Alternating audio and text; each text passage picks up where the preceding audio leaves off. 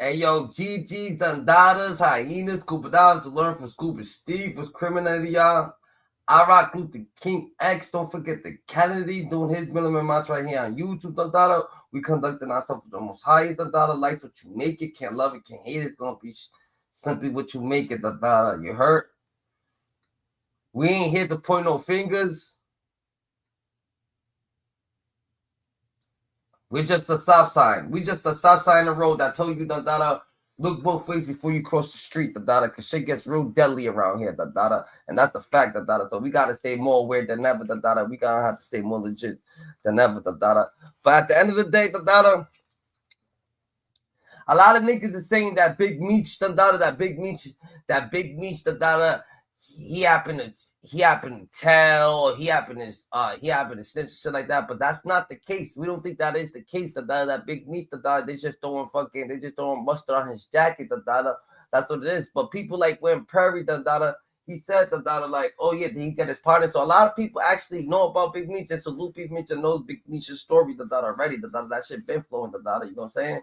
Shit big going down, niggas been trying to get their pardons, everybody trying to get their pardon, everybody trying to get, you know what I'm saying? So it's a fucked up situation, but a lot of people saying that Big Meech blames Southwest T for their downfall, a lot of people saying that Southwest T blames fucking Big Meech for his downfall, because at the end of the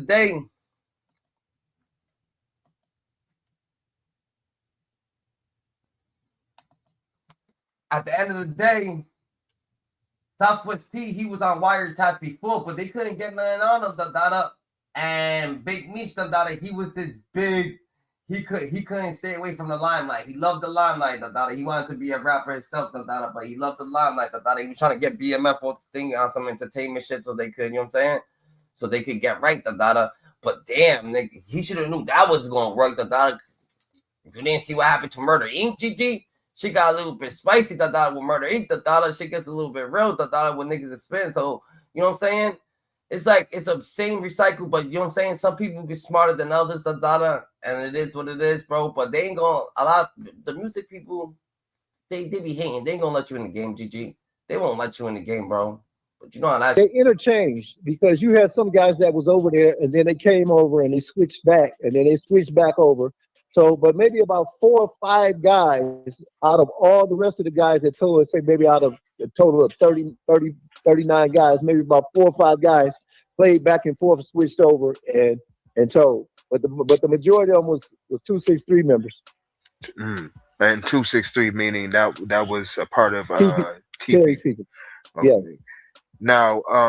Now, as of recently, going back to the 50 Cent thing with the series, I've been seeing him be taking pictures with Little Meech, and I've seen like different quote unquote fractions. You see some of the BMF members online supporting it, and then some people online not supporting it. And so it's kind of confusing some of the viewers or the people on the outside looking in. Because I'm seeing those questions. I'm seeing people leaving comments like, well, such and such is supporting it or such and such is not supporting it. What's going on? That's a fact. There's a lot of selective politics in this shit. There's a lot of selective politics in this shit. But there's a lot of selective politics in the world, and that's just what it is. A lot of people, they going to fuck with who they fuck with, Ain't like you could just go to the past and switch your dad. Ain't like you can go to the past, and switch your boy, Ain't like you can go to the past, and they wasn't always like that, So it's like, yo, it comes from left field, So remember, ain't like you could just go to the past and switch what's going on, It's just happening as it's going, And a lot of people do be selective politicking.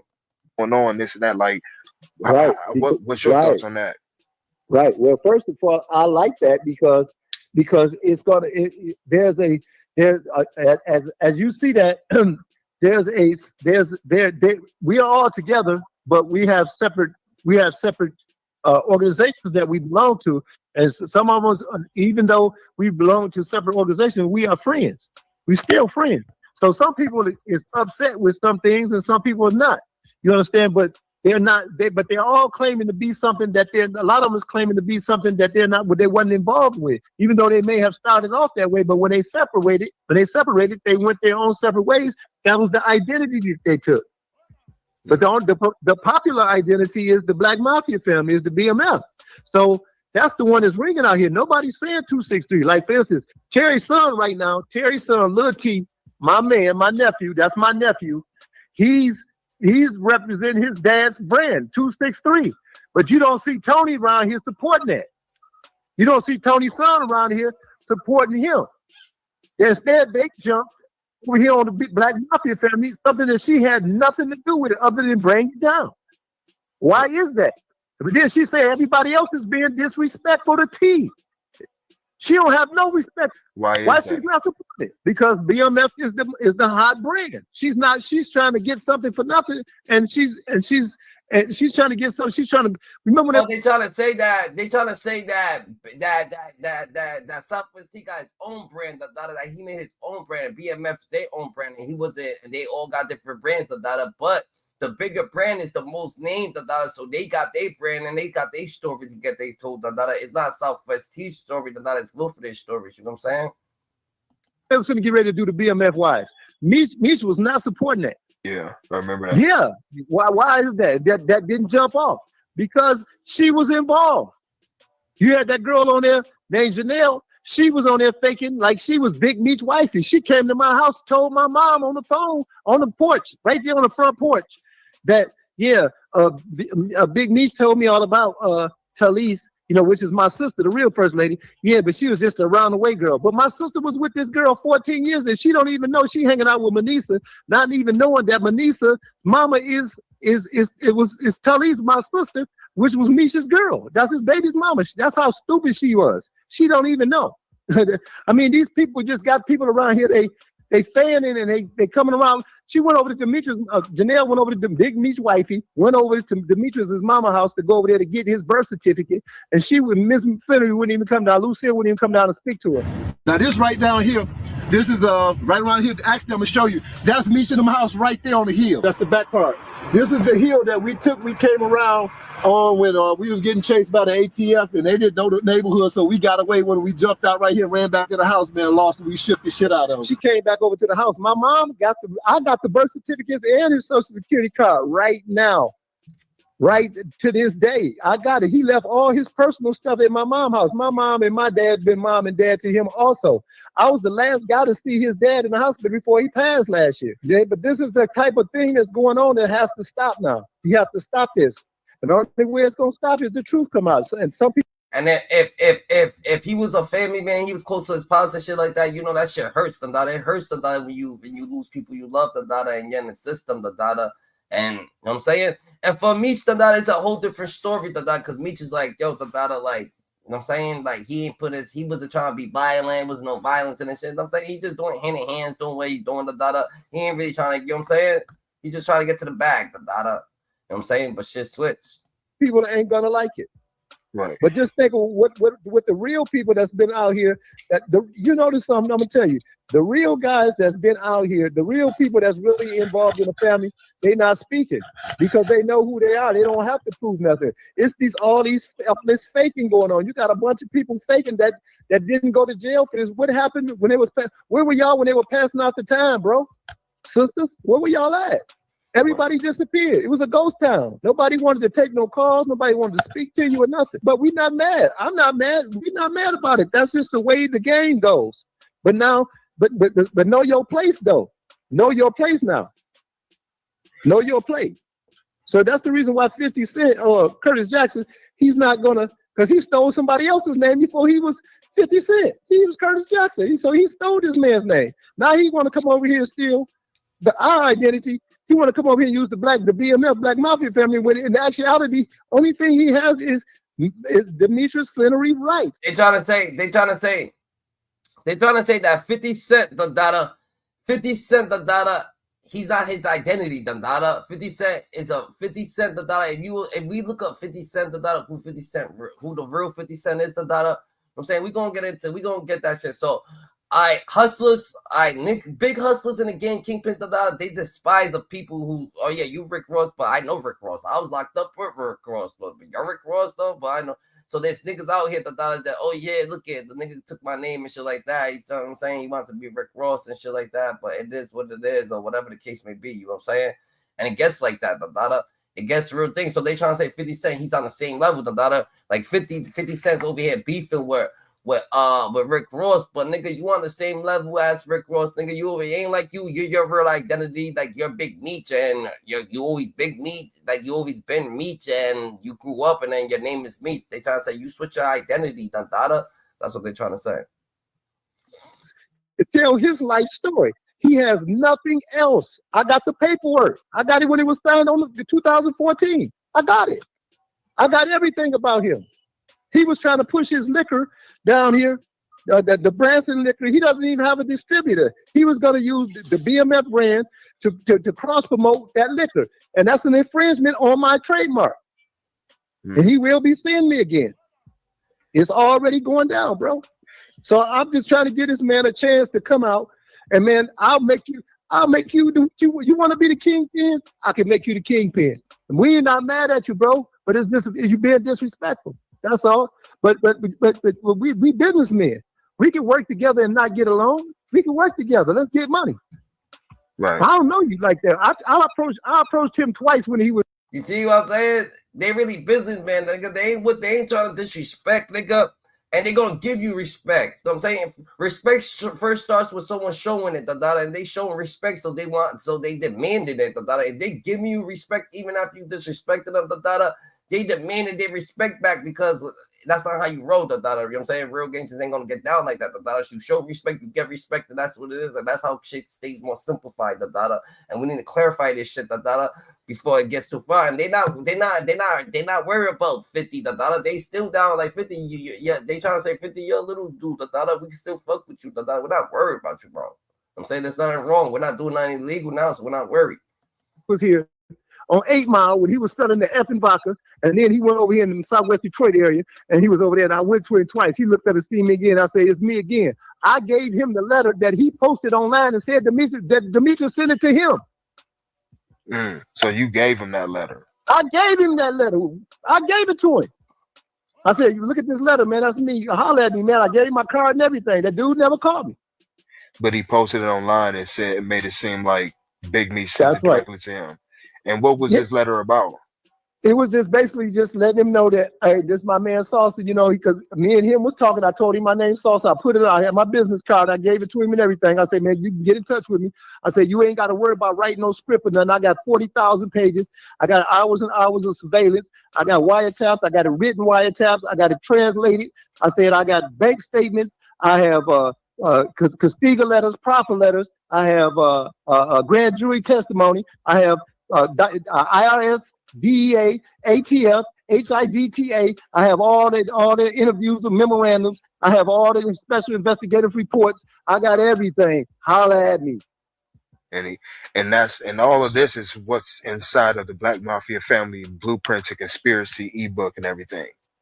Well, exactly. But let me say the ebook can only allow me with so many pages. So what I'll be doing is every 4 months, I'll be switching up, giving you different looks. And in the meantime, I'll be posting up pages within the Instagram page so people can see, so I can give you the blueprint to conspiracy. And what I want the people to know is I'm not here attacking the government. It's not the government that you have to worry about. It's the people that you spend your time with every day that come in the house to kiss your kids, to be around your mom, that's around your sister and your brothers. Those are the people you're going to have to worry. That's the conspiracy. They're going to turn against you. You out in the streets. What I'm trying to do is save lives. What y'all need to do is find y'all another gang, bro, because they're going to keep filling these prisons up with y'all, man. And it ain't the government. It's going to be the man next to you. Right. That's the blueprint. That's the blueprint. And that's something that I did want to ask you. If someone was listening to this and was wondering, what's your overall objective of now wanting to put out this information, what would your answer be to that? Was it pretty much what you just said, or? Yes, we control everything. Our money controls everything. Without us, there's nothing. So what we need to do is start putting together and let's make things happen. I don't want to argue with this man. I ain't got nothing against this man. I don't even know him. But he's not going to just piss on his legacy like that. But none of that. You're not going to just omit real men out here. That people that good men that's still in jail. You're not going to do it. Man, look, bro, we can make money, man, to have fun, man. This is what the movement was all about. We was bringing people, we was bringing us together. You don't get nothing like this nowhere. Everybody move like brothers, and everybody from different places: Milwaukee, St. Louis, Detroit, Texas, Atlanta, Cali.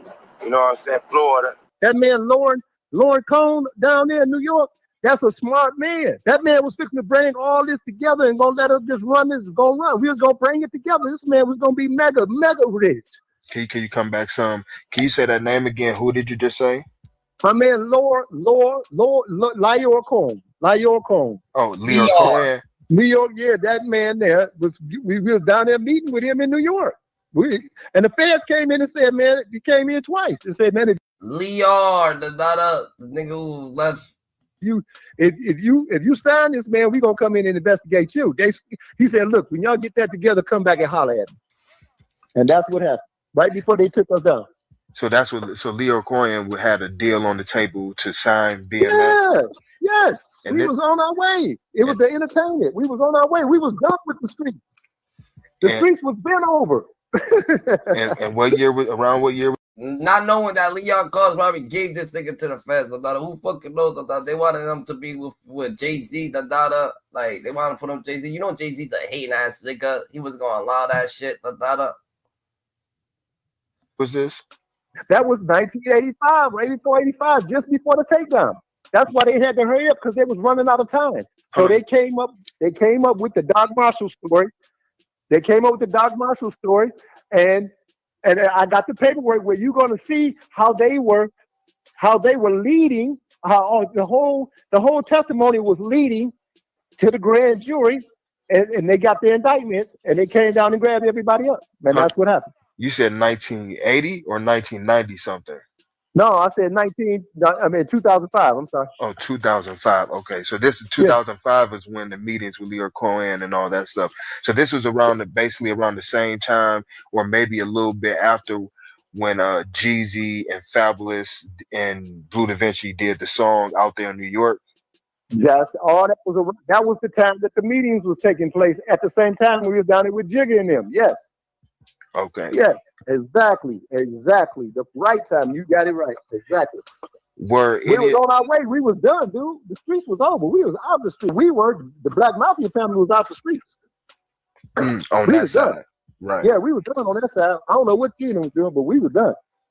Because a lot of people, even with the DVDs and everything, a lot of people said Big Meech had a 50-50 chance or even higher if he possibly even went to court and tried to really fight it, that he possibly could have beat it on his end, that they didn't have a lot against him. It was more or less. They didn't. Now, let me tell you what happened. What had happened was they had his mother talking to T on the phone and his sister talking to T on the phone about T talking about doing something to Meech. They played, one of the agents played that at the dog kennel to me and Meech. Me and Meech went out there. Meech was really hurt. But the agent came back and played the killing where he said he was going, but T said he was going to have something done to Meech. You know, because Meech bringing us into a bad light and this and that, the other. And they heard their mother discussing some stuff, you know what I'm saying? And they knew. So what they did was they told Demetrius, we already got your dad and we got your brother. And we got your mom and your sister too on the recording. Now you're going to take something or you're going to lock them up. And he could have just walked. So what had happened was they came up with another deal in the room. The prosecution came up with another deal, and Demetrius, it's called the detention hearing. I got the detention hearing, as well as the Wolf shooting interview. I got all this, dude. I got everything. It's very interesting. It's a great read, dude. You read this, but this is not what I'm saying.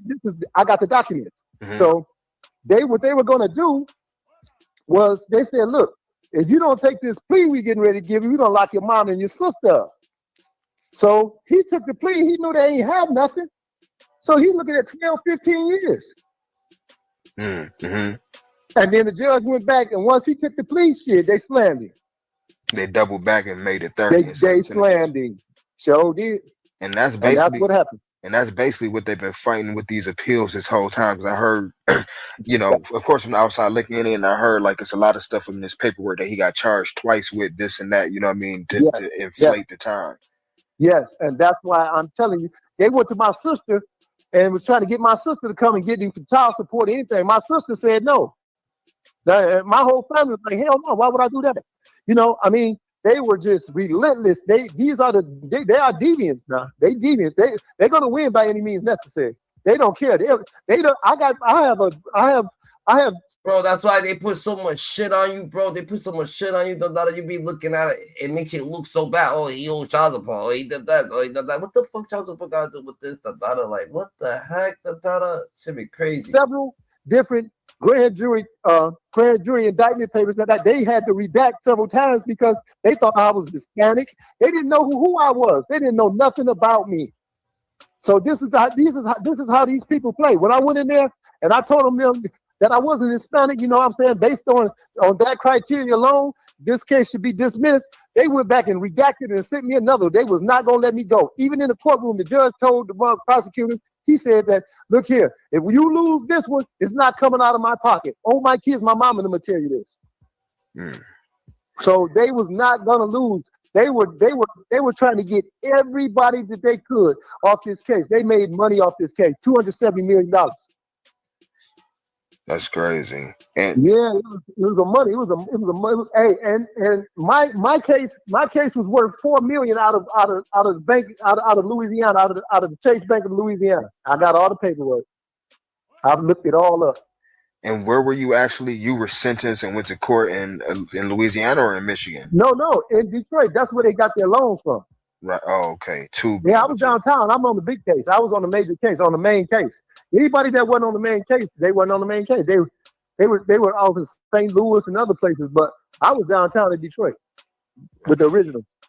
Now, this is a question I want to ask, and something I always thought of, and I throughout this time of, you know, I hate to keep referring and being redundant with saying, okay, the DVDs, we see interviews of different BMF members on different platforms, and you know, of course, from what I do as being a platform, I have to read comments and having conversations with people, and people feel like, you know, these enterprises and stuff like that, as far as hurting the community.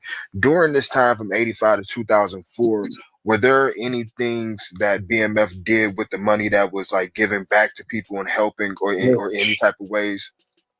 All the time, man. We were supporting all the kids, all the football programs, basketball programs. We were putting people in homes, feeding homeless, helping people start businesses up. What else? You name it. A lot of the businesses that was coming up, we supported all that. I mean, a lot of the athletes and stuff like that were in school and stuff like that these colleges wasn't paying. We took care of all them. You know, a lot of people was coming back like, yo, man, I appreciate that. You know, here, take this money and they wanted to do things for you. We would never take the money. You know what I'm saying? We would never take the money. I mean, it was just phenomenal. As you know, when we stopped doing what we do, the whole economy failed. I mean, literally, everything failed.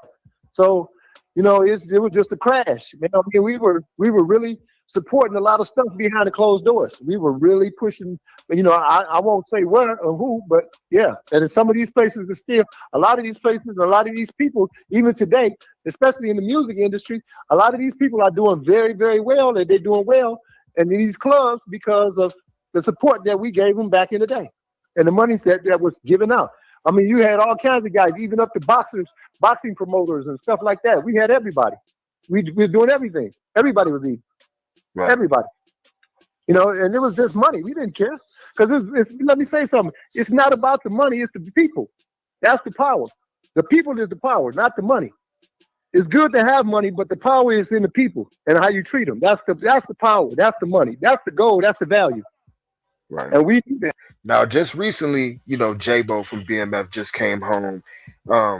Is there a particular reason why, like, J-Bo, Fabulous, and other people that, you know, that's known to be connected to BMF during that time back in the day did not go down to the festivities and everything this prior weekend or anything dealing with, like, the casting call or anything else with 50 Cent?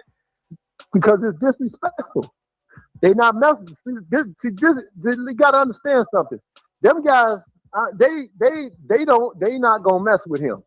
I can tell you that they won't mess with this guy like that. You know what I'm saying? It'd have to be somebody that a good go between.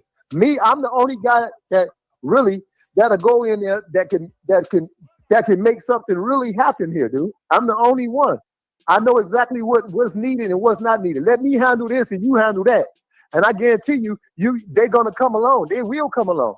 I know just what to do, man. This what dude was gonna do. Oh, this is not Sauce's dream. This is not what I'm not putting this together. I'm just following the blueprint that we had already laid down.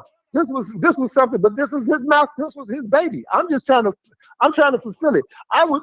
Why would Meech be over there with 50 and nobody else support that? Because they don't like 50, but they'll support dude. But it's got to be somebody here to go between. That's why when I came home, I got the trademark and I got the whole case. Holler at me, dog.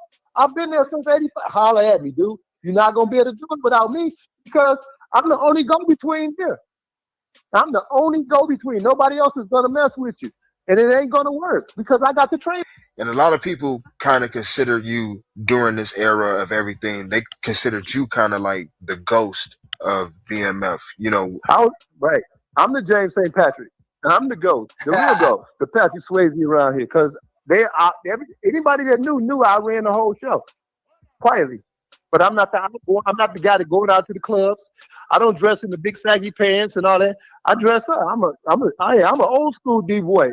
I'm big black gators, baby. You know what I'm saying? Gabs and suit pants, suit coats and shit, and sports coats. I don't do that. I ain't flashy. I might buy something decent, but I ain't flashy like that. I don't need this. They trying to say that Big Meech never had. Big Meech goals was never to beef with 50 Cent, for 50 Cent never to get mad, take it all personal and shit like that. Like that was in his intent. His intent was just to get money between everybody, make everybody unity. If I could get 50 and Ross together, then we got something going on here. That's what was his intent. But you know how shit be going. Shit always goes left. And then ends up like, you know what I'm saying? Ends up real fucked up. It's a situation. Right. You know what I mean? Big Meech been fucked up before he came home. That money 50 gave him, I don't know what happened. I don't know what happened to it. I don't know what they did. Nigga, what you mean, nigga? Imagine Big Meech fucked up. That's the crazy part.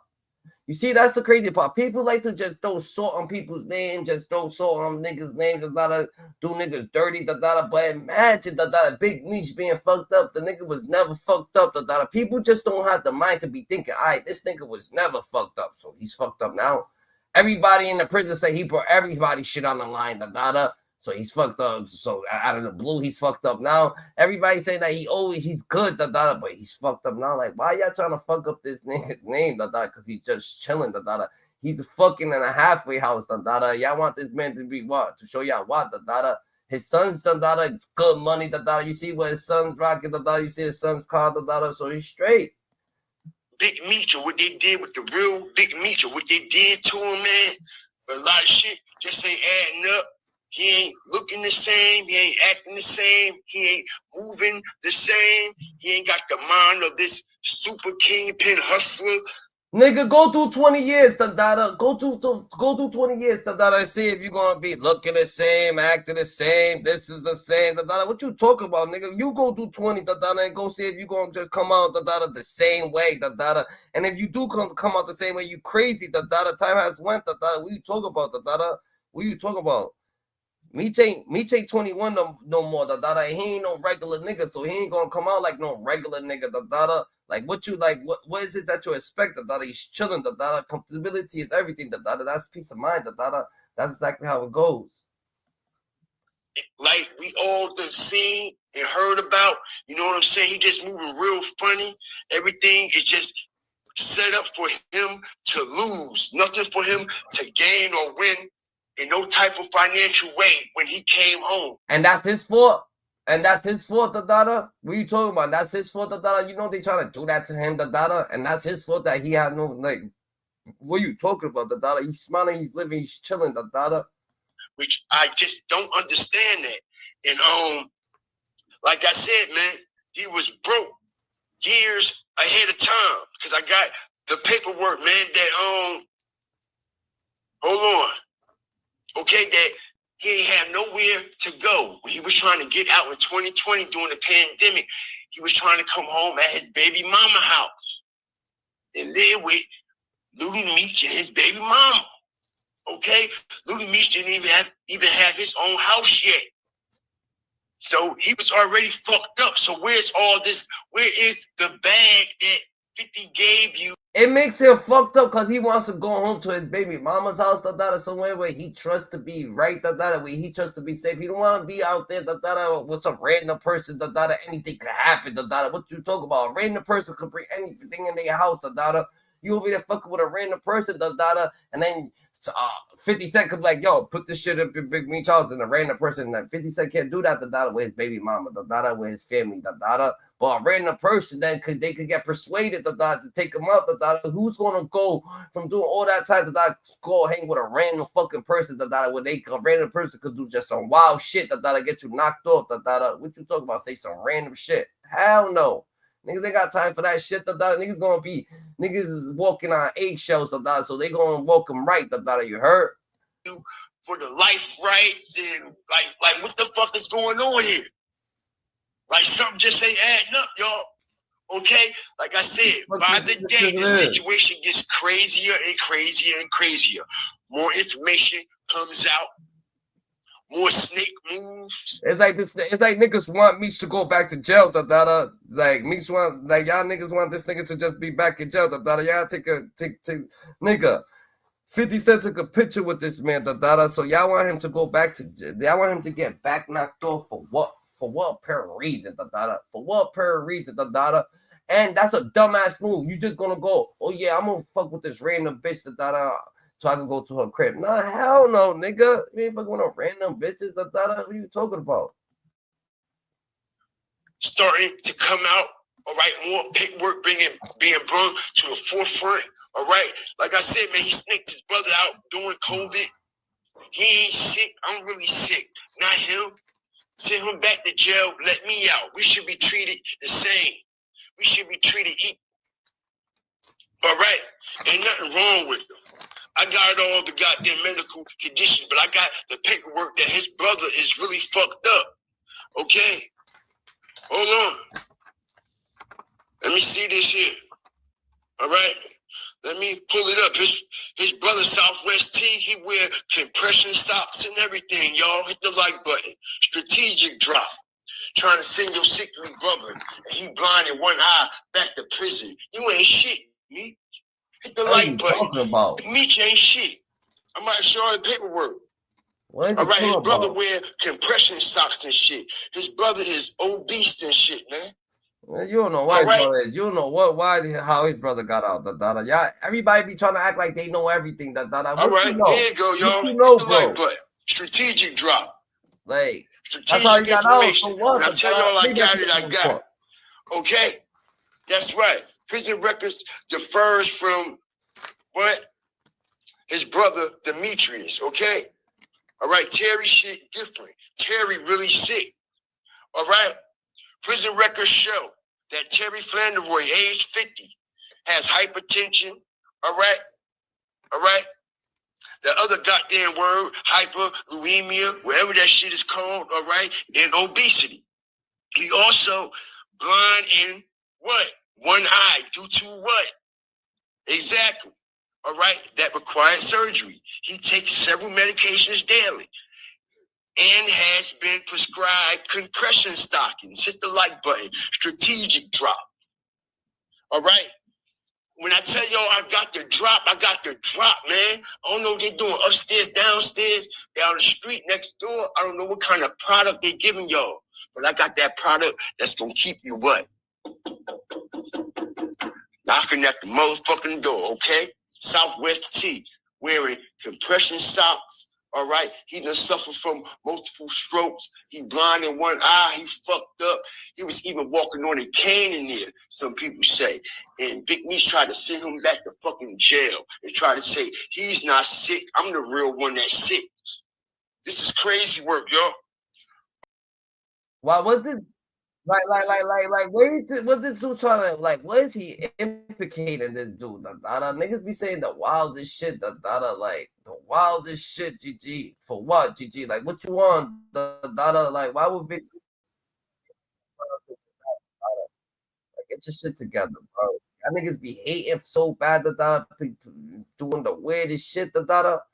But it's whatever. That's what you say.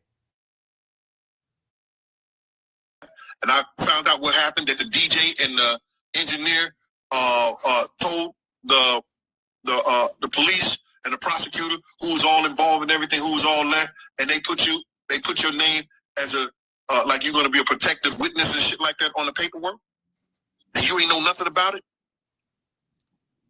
Did y'all ever think that this girl was so much in love with Meech that she was willing to give up her body to a cop and do whatever she could do to get him out of jail? They said, I ain't got no dog in this motherfucking fight, but I want y'all to think. I can't believe Niggas ain't playing that yet. Niggas ain't thinking. Big Meech is on a whole different level. Where my fire starters at? Let's go, everybody. Hit that like button. A whole different Drop your fire and TVs down. That nigga's on a whole different level. In so many different ways. This nigga named Demetrius Flanderoy has been a rat. All right, in so many goddamn ways. All right, so before we get started, man, all right, what is fair use? Section 107 of the copyright law allows for fair use of the copyrighted work for purposes such as criticism, comment, news reporting, teaching, scholarship, or something a black man doesn't do when you want to hide it from him. All right, and that's research. But everything else, all right, is definitely flammable. Y'all know what it is, and y'all know what it ain't. All right, so we're going to start it off with this right here. Hit the like. Yo, this is the only shit that motherfuckers gotta actually go through shit. They going through all this shit. Right? And it's like a crossword puzzle.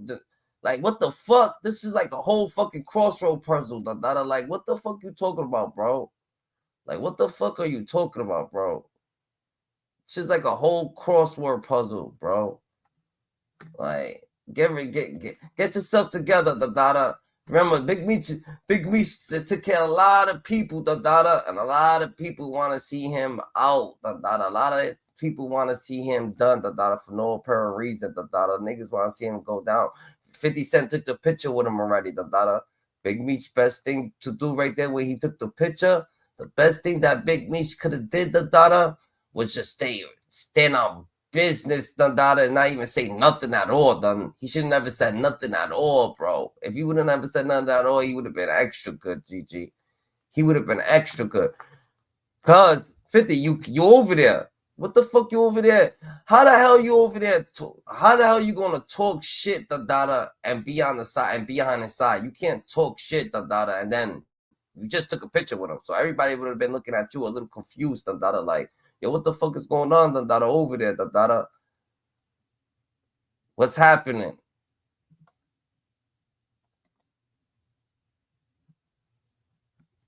And it is what it is, but you know how niggas be, when, you know what I'm saying, when the more popular dude or whatever case, I can't even say popular, because, you know what I'm saying, Big Meech actually got a lot of love, 50, he got a lot of love too, It is what it is, bro. 50 got a lot of love too, so shit's get wicked, real quick. I'm your host, Vario H, aka The Mind Club. I am here with my guest, Mr. Dexter Sosa Hussey out of Ecor, South. How did that turn into, okay, you explained that Harold was that first connect, and that before long, the situation turned from him being the guy that supplied y'all with weight to y'all being the guys that supplied him with weight. Right. Okay.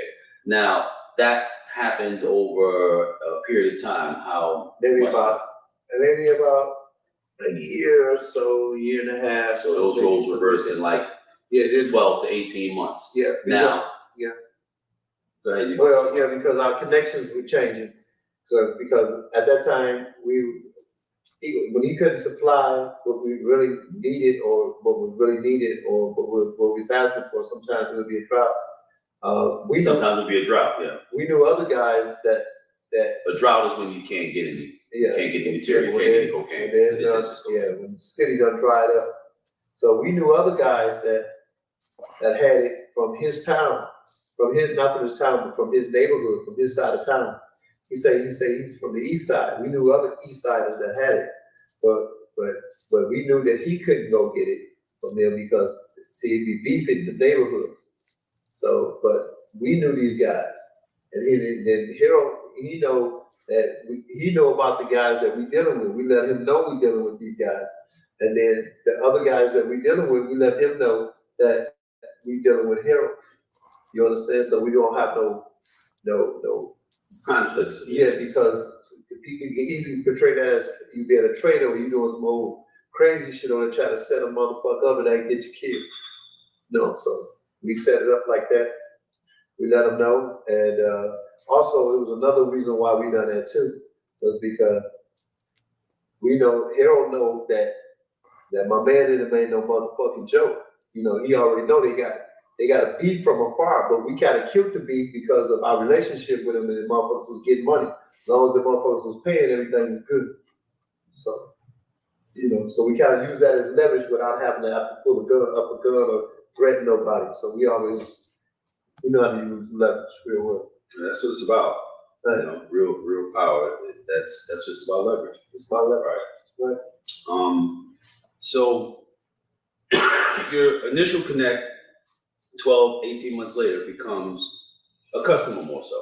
Well, yeah, he's just become an associate that helps move the bag. Right. So is he still, this 18 months later, dealing with you and Meech and Terry, he's still with his wife, Tanisa? Yes, he's still with him. Okay. So Terry knows him or knows Tanisa as Harold's wife. That's how he meets her. That's how you know her. Yes, that's how we all met. And we used to pick the bag up from her job and drop the money off to her. And she, I guess, whatever she does with it after that, Harold will come pick it up or she'll take it home or whatever, you know. But she had this job down there off of Washington Boulevard. I think that's the street at the at a State Farm or Allstate insurance company. So we would go in there and drop it back. Sometimes I'll take it, sometimes Meech will take it, you know, or we all be together. You know, sometimes we just ride down there just to drop the money on. And that's how we got acquainted with her and him. okay. And at some point, Harold was removed from the picture. But Harold had caught a situation. Yeah, he had caught a case. And, you know. During the time that he was dealing with that case. Right.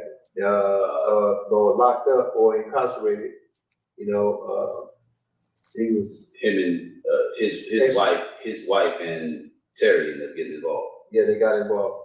And that was kind of like taboo right there. Because that caused. It sounds kind of taboo. That caused problems down the line. We made it, you know, their brother and their, you know, the family made it, told them, you know, we back down. I mean, family members told them, not just what me said or I said or nothing like that, but other, you know, his moms and them, his family told him not to back down off that it wasn't good, you know. And then she was, to be true, she's an older woman than he was, and she's older than I am. So how old? You were 21 when he was 15. Yeah, so she was about 26 or 27 at that time. So she was like 4 or 5 years, maybe 6 years older than me. And I'm like 3 years older than Terry. So so she almost has a full decade on him. She's at a point where pretty much made a difference. That's so. At that age, I would imagine. At that age, it makes a difference. Right. Well, I mean, under those circumstances, I mean, you can't blame the youngin. Yeah, of course not. I mean, I've been with, you know, older women, so I know what it was when I was young. Yeah, and I knew what it was, but you know, the trappings of what we was doing was that was forbidden. That's like certain things that we already know we don't have to be spoken. You just don't do, and that was one of the taboos. And at the end, it proved to be a correct theory. So, you know. You say that based upon what outcome? How things ended and how the case began. How did things end? How did the case begin? The case began, with jail time naturally, the arrest and conviction of. That's how things ended. That's how it ended. Yeah. How the case began? From phone calls within the prison system, calls to this guy here. He jumped on our case, and he was. He jumped on the case. Explain the phrase. He jumped on the case. He had information that would lead to the arrest, just like confidential informant. It's just like a debriefing. He jumped on their case, his Steger letter or proffer that he had information that could give them an inside track on this criminal organization over there known as BMF, Black Mafia family. Now, what had happened was when that happened, the investigation started in late 2000, just before 2001, in November. You know what I'm saying? So that's when the investigation first started on us. We made the name up in '99. His son was born in '98, '99. Whose son? Harold's son, Corey. So he couldn't have been talking. His son with his wife, Lisa. With his wife, Lisa. He couldn't have. They called it Harold getting this information. I want to say that they called it Corey getting this information because he was only 1 year old. Right. She was in constant contact with him. Who was in constant contact with her? Tony was in constant contact with her husband. With her husband, who was now incarcerated. Yeah, on a case that he had caught. Independent of the after this, they let him go and he got caught on another case. So he stayed in and out all the time. So he had caught 2 cases. Yeah, he had a case prior to that out in another state that he told on some other people. That's why he got kind of upset with me when I put it out there. He said that I was putting his family's life in danger, but he don't give a fuck about my family. And when he threw me under the bus. You know what I'm saying? So your family might, Yeah, everybody's throwing each other under the bus, but he's talking about when he ratted on them. That's what he's saying.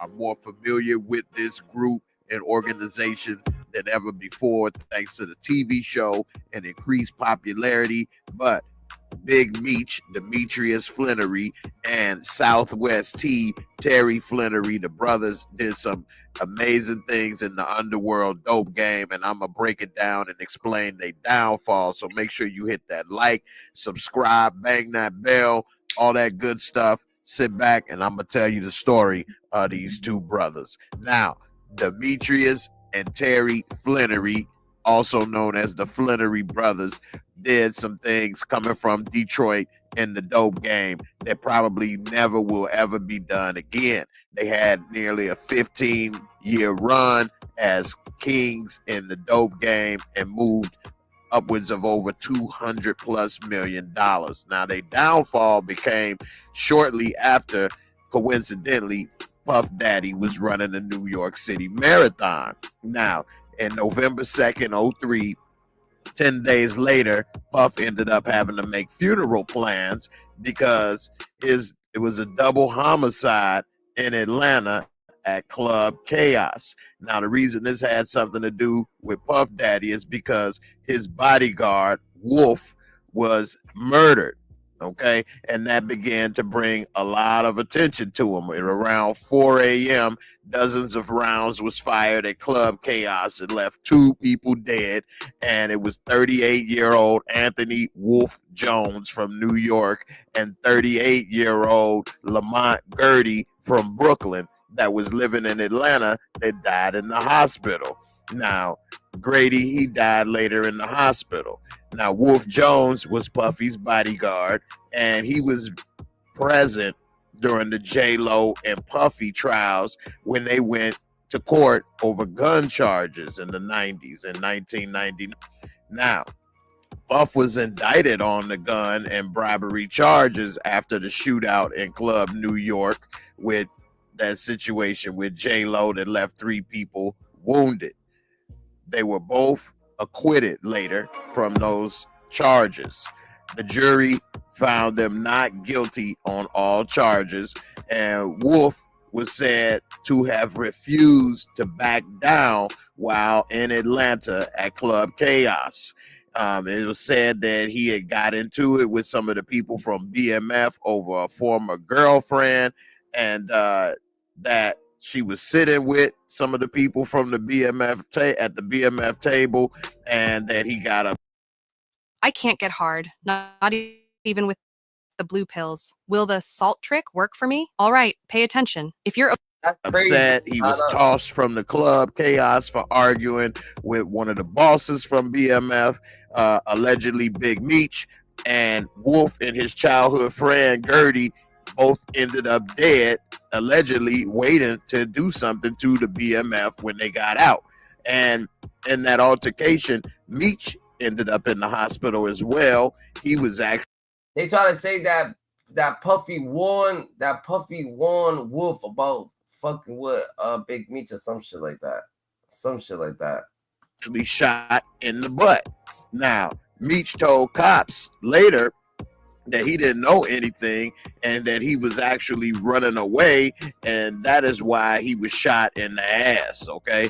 Now, Meech was arrested, and that exploded the BMF image in a good way, actually, because it seemed the popularity started to explode. It was free Meech t-shirts everywhere and all kind of BMF merchandise, and he became somewhat of a hood hero at that time. Now, authorities at that moment had no idea that they locked up half of the drug empire, BMF. At BMF's peak, they covered most of the country with product. The government at one time seized hundreds of millions of dollars in drug money and product from them. They were definitely game changers. Now, some law enforcement felt that they were a national security threat to the country because of the amount of product and resources that they had control of. And even though they came from Detroit, they had spread to both coasts, east and west. Now, people say Big Meech is the most influential drug lord of the last half century, and that he had definitely the gift of gab.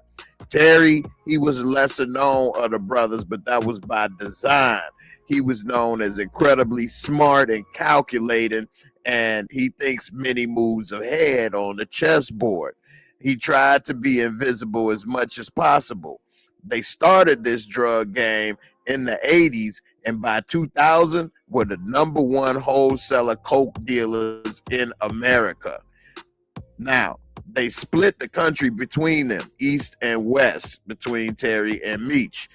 The vehicles that they had trap doors to hide the guns, drugs, and money, and they moved kilos from state to state. Now, they bought Mercedes, Benz to Maybach with cash, Bentleys to Ferrari. They were known to be flashy and extravagant. Meech was extremely flamboyant, and that, repeatedly made Terry mad because, of course, in the dope game, you don't want to bring too much attention to him. Now, according to the records, Terry was 2 years younger than Meech, and he was known as Southwest T. They were, although brothers, exact opposites of each other. People said Terry seemed like a regular person, and most wouldn't have expected him to be in the drug game at all. But they was on the same page with getting to the bag, you know what I'm saying, respecting each other's shit, his side, but shit gets a little brutal, He always kept a low profile, but by the end of their reign, they weren't even on speaking terms. Now, Big Meech style was way too flashy and over the top. Meech would spend $15,000 a night at the club and allegedly started the term "make it rain" at a strip club. Now, we see Meech felt that the notoriety was good for business, and Terry, on the other hand, felt that Meech had started a war and between himself and the police department by being so flashy and flamboyant and flaunting all this drug money and power in their face. Terry began to get more and more upset with Meech about the cars, about the club chaos shooting, and all the attention that it brought. In Atlanta, police got very little help in trying to solve this case because nobody was talking and saying anything against the BMF. Meech had an airtight defense in his mind because he said he was shot in the booty and there was no evidence to keep Meech in jail, and it was no one stepping forward, and within days he was out of jail. Now, when he was back in the club, he was passing out BMF t-shirts to people in the club, and even though they came from Southwest Detroit, it seems that Atlanta became Meech's new home turf. Now, when they started in Detroit in the 80s, they was known as the 50 Rock Boys because they sold $50 bags of crack cocaine. Now, Detroit area is split between East and West, and Southwest was mostly the factory area. They did have the old Detroit Tiger Stadium there and a lot of other things, but that was where they began to operate. All lived in a bungalow on Edsel Street, which was their family home. Now, their family was poor. They were on welfare, but the moms and dad was very religious. They would pray, make sure that they had what they needed, that the check came on time, things of that nature, something that, you know, is not too unfamiliar in the black neighborhood. Now, in the 1950s, Detroit was the most economically successful community in America. But 20 years later, it fell all apart, and that was around the time that Meech and Terry began to come up. Now, most people left the city of Detroit, and in 1967, the Detroit riots burned a big part of the city up. Now, Detroit was the crack capital in the 80s. They started selling weed and then coke when they started in the dope game, Meech and Terry. By the 90s, they wanted to leave Detroit. They decided to set up in LA and Atlanta. They got connected to the Mexican cartel, and that allowed them to grow to a large scale. Detroit was their cut sitter, and then they distributed throughout the network. But Detroit, they still kept as their main hub, and they had managers in each city. They kind of had this like a corporation set up. Crazy sounds in here. They was smart, though. They had a lot of land. Business in Los Angeles named Oracle Motorsports. Now they began to provide accessories to high-end cars, and that was a good cover-up for their business. They made secret compartments in these cars, and some cars would need to be in reverse with the AC on and a magnet up to the windshield with the sunroof open for it to work. They didn't make it very simple to open these compartments. They were very elaborate, which was extremely smart. Now, Atlanta was a place with opportunities for them. When they got to Atlanta, they was able to recruit other distributors because they were flashy and had all the money, and then the other distributors wanted to get some of the same money and power that they had, and they took Atlanta over like a storm. Meech, a fan of Al Pacino from Scarface, he used the world as BMF from Scarface and put it on billboards around Atlanta with his face all over it. Now, a lot of police began to see it, and they was wondering what that was about because it really had no meaning. It was just publicity. And so that brought a lot of attention to BMF, and especially because the sign was near the airport and people saw it before they saw the Welcome to Atlanta sign, it became to be a major problem for them. Meech used BMF as a front, and he wanted to be in the music business. He created the Black Mafia Family Enterprise in March of 2004 in California. He was the face of BMF Entertainment.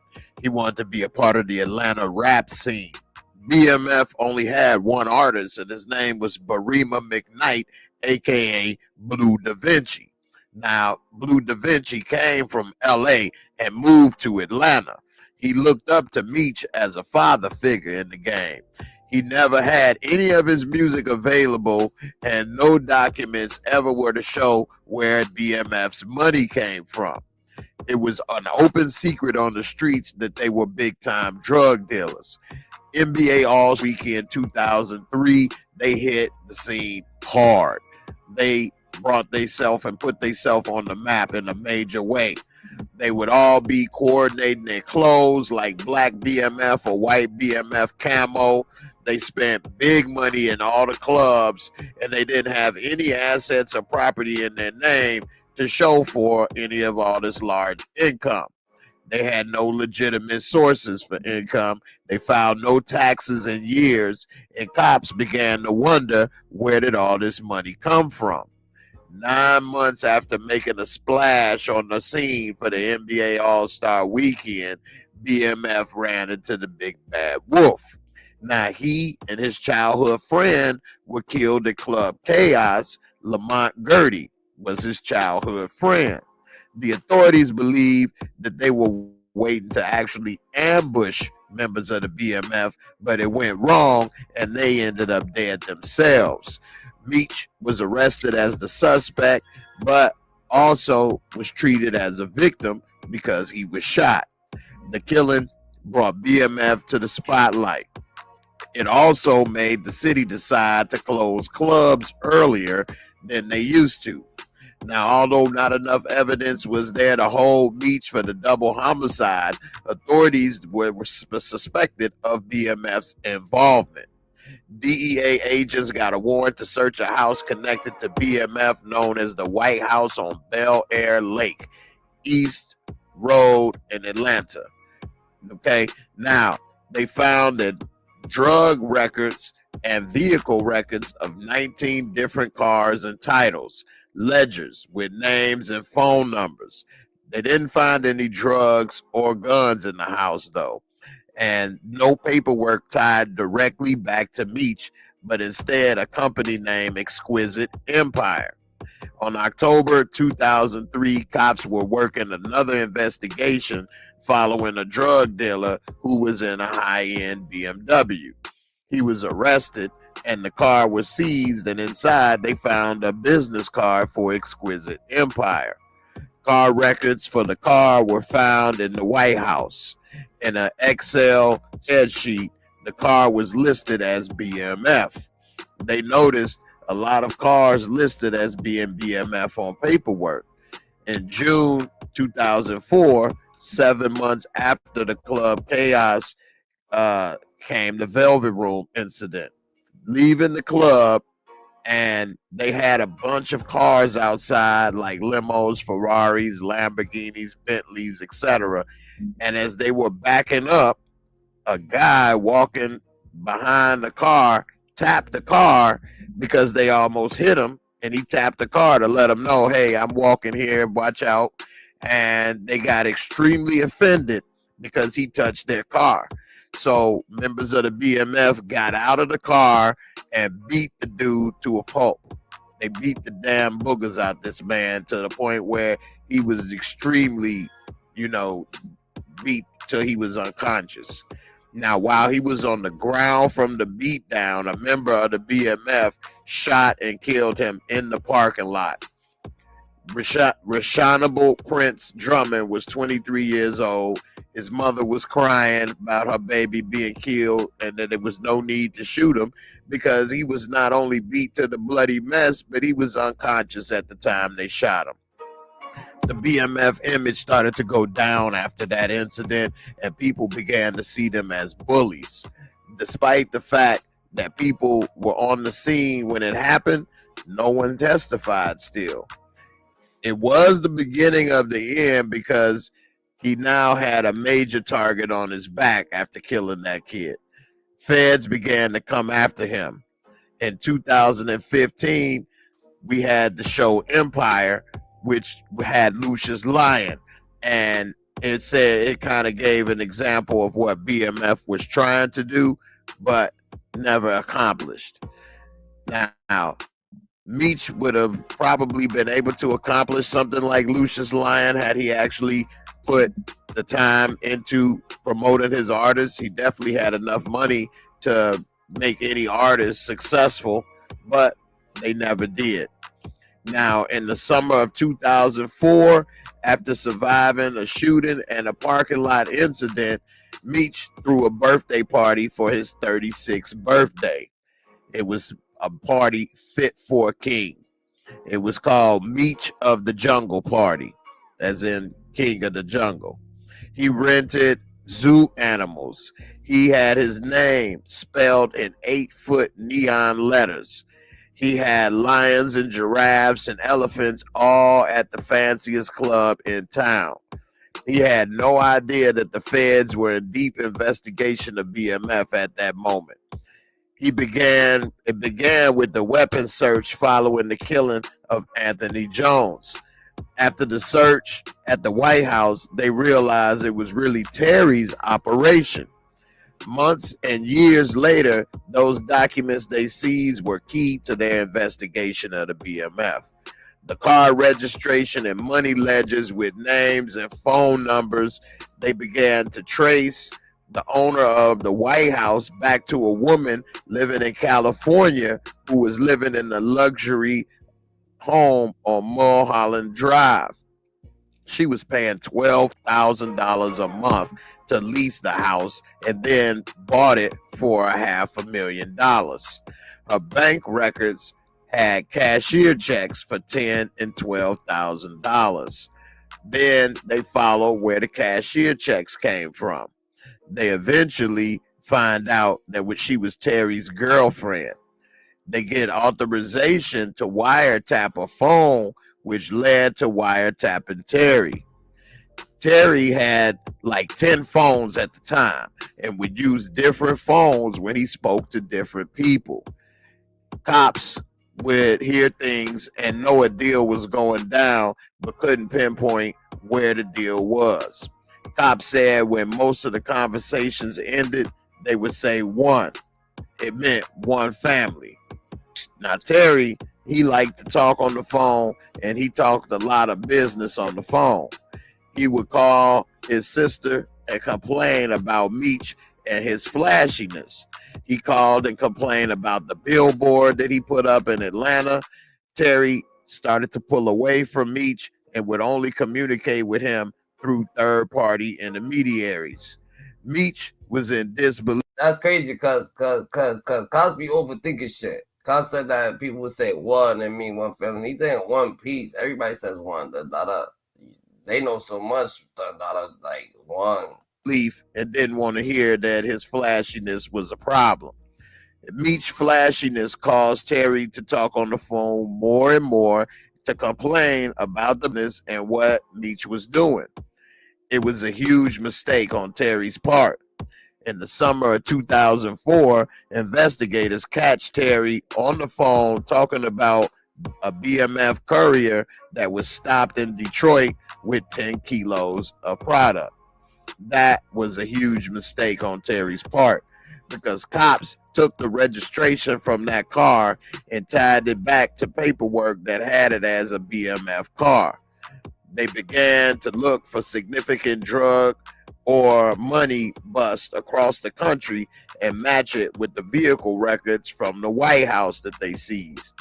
5 vehicles turned up in seizures across the country, and it was always big money like $500,000 or $800,000 that were seized in these vehicles. It's not illegal to have money, but reports were being made and they were starting to put the pieces together. Cops would find phone numbers for the Flannerys or other members of BMF. In 2005, feds were targeting Meech heavy. Meech had announced that they were going to have a reopening for Club Babylon, which was actually the same name of the club that was in Scarface. Feds issued a warrant for Meech right-hand man, Chad Brown, aka J-Bo. He was wanted on a minor charge of carrying false identification. He was like the CEO of BMF. They left the club together with J-Bo behind the wheel of a Bentley. Cops followed them and arrested J-Bo for false driver's license. Meech took the wheel, and cops knew Meech didn't have a driver's license either. They pulled him over a few blocks later and took him to jail also. They both bonded out, and cops did seize Meech's personal jewelry. Meech had a ring, watch, and chain, and a pair of earrings. Now, the government had all of that jewelry appraised by a gemologist, and it came back worth $2.6 million. He didn't even try to get any of it back, which was a huge red flag, because not many people would have $2.6 million worth of jewelry seized from them and just leave it. That was very unusual. And so they said that he would also spend up to $100,000 at a strip club on the regular, which was extremely odd behavior for a regular person. They noticed that they would rent SUV limos so they could go to Philadelphia for All-Star game or to Vegas to party. And whenever the law touched anything that they had, they never wanted it back or came back for it, whether it was jewelry, house, car, anything that was touched by the law, F it. And Meech didn't pick that jewelry back up. He just went and ordered new pieces, more jewelry. Now, his cars that were impounded, he would later just take them back to the lien holders. They wouldn't keep them. And the house would be abandoned. So that was extremely red flag, strange behavior that they never went back for any of their property once it was touched by the cops.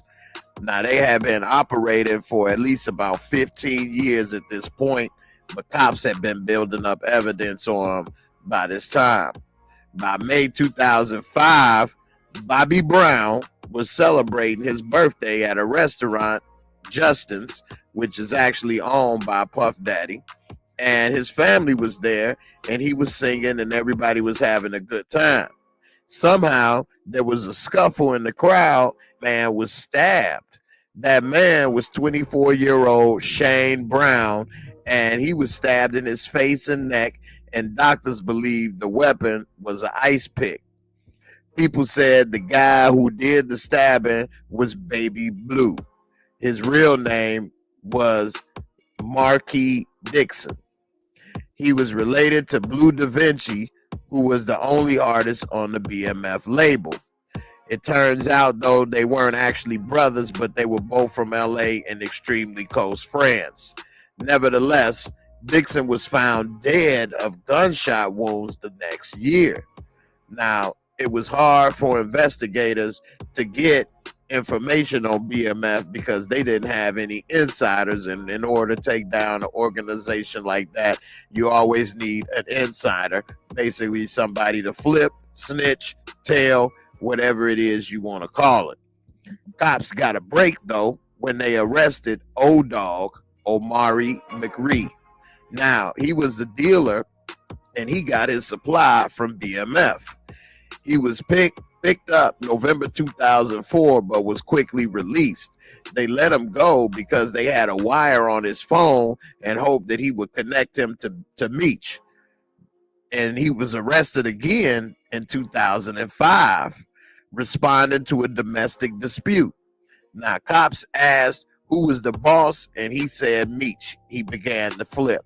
And now he said he actually worked for Meech, and that was the first time someone so close ever said anything against the BMF. He was facing a jury trial for coke trafficking, and he pled guilty on opening day. 2 months later, the government began indictment of BMF, everyone that had helped them and had anything to do with it. On October 2005, Meech and Terry are charged with running a criminal enterprise. Meech was found the first in Frisco, Texas, outside of Dallas, hiding. He had weapons in his house, and Terry was found later in a house in St. Louis that had money and was used to process product. The evidence showed that they had been in business for at least 15 years at that point. The money judgment in the case was over $270 million. Now, based on what investigators estimated at that amount of product that they sold during their time in business was over $300 million. Now, it may not even be as close to the real amount because there's no way to actually know what they did. Now, over the next years, more than 150 people were indicted with connections with the BMF. People from dealers like Jacob the Jeweler, Jacob Arabo, he was indicted for money laundering because he took cash for jewelry without reporting it to the IRS. And that he was arrested for that and spent 2.5 years in prison because of it. Now, Meech and Terry were put in separate facilities once they were arrested, and they began to actually blame each other for the downfall of the BMF. Terry blamed Meech for being too flashy and bringing attention to their organization, and Meech blamed Terry for talking on the phone too much and being the one they actually were able to wiretap and get information from. The truth is that Terry's phone calls had the biggest impact with incriminating evidence against the BMF organization. The brothers never spoke to each other or the cops, though. They never flipped to the cops against each other and cut a deal. Terry had never been arrested or spent a day in jail before this point and wasn't used to that life. Now, Terry thought that he was going to get a bond and not realizing that this was a massive case and that he wasn't going to get a bond. They were actually facing mandatory life in prison at that point. Now, Meech pled guilty to running a criminal organization on November 19th, 2007, 2 years after being locked up. Meech tried to convince Terry to plead guilty. At that point, they were still on bad terms, and then they had to have a face-to-face meeting about this case that eventually it got real loud, and Terry finally did plead guilty to the case. The feds tried hard to get the brothers to turn against one another, but neither brother would do it despite the bad blood and not being on their best terms. Their motto was death before dishonor, and on December 12, 2008, they both were sentenced to 30 years in prison. Recently, due to the COVID pandemic, both have been looking for early release from their prison sentence. And in 2020 of May, the brother Terry Flannery, aka Southwest T, was granted early release from his sentence and has been placed house arrest. And so the brother Meech, Big Meech, Demetrius Flannery, has been seeking early release for COVID as well, but has been repeatedly denied the option to go home early for house arrest. The judge has said that he feels that Meech has not changed and continues to promote himself as a kingpin. Now, in June of 2021, a federal judge did cut 3 years off of Big Meech's sentence, and it looks as if, as of now, he will likely be released in the year 2028. And at this moment, he is 52 years old. Since he's been in custody in an Oregon prison, they say that he has. That's crazy because they say that they actually got the evidence from Terry, even though Meech was the flashy one, even though Meech was the one out there going to the club, spending the money, that he wasn't slipping up, that his shit was firm over there, That's what And they said they got most of the wiretaps from Terry, and Terry was saying, complaining on Meech. That's what. Yo, this is crazy. Like, he was complaining dog, your mama ain't raised no weak niggas. We can't be having people complaining, GG. That's a fact, GG. She gets hectic.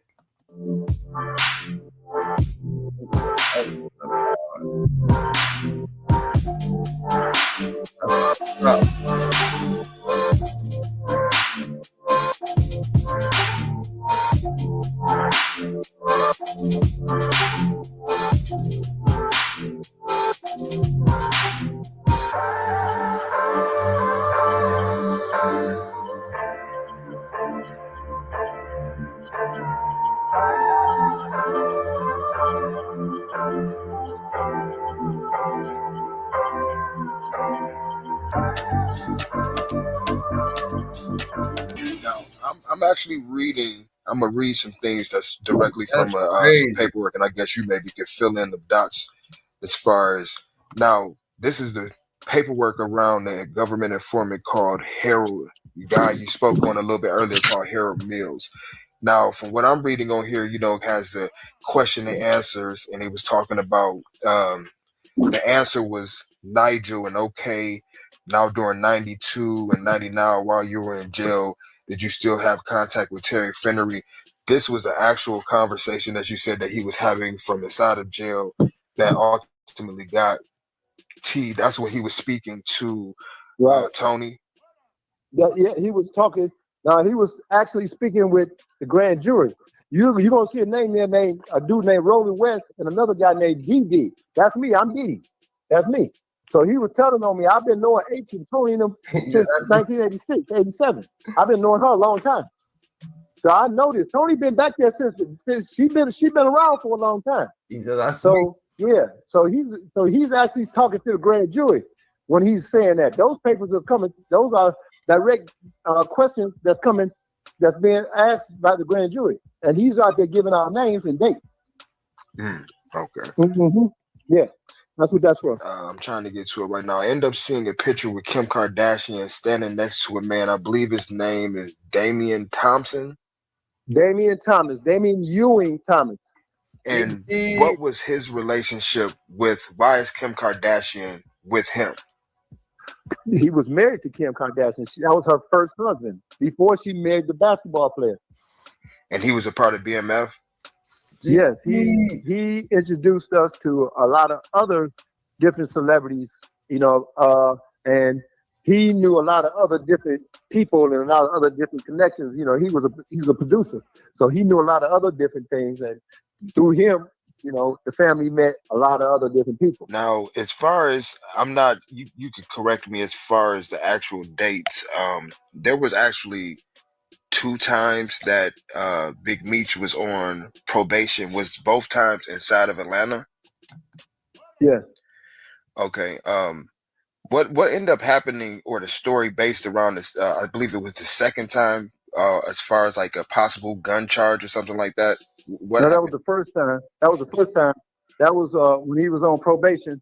He was under house arrest. He had his house over in Stone Mountain. He had got pulled over. They were targeting him anyway. So they had pulled him over, did a regular traffic stop, pulled him over. And then some other people had showed up, and it was a gun in the car. And you had a few guys that was in the car with him. You know what I'm saying? The rapper. You had, the little Indian.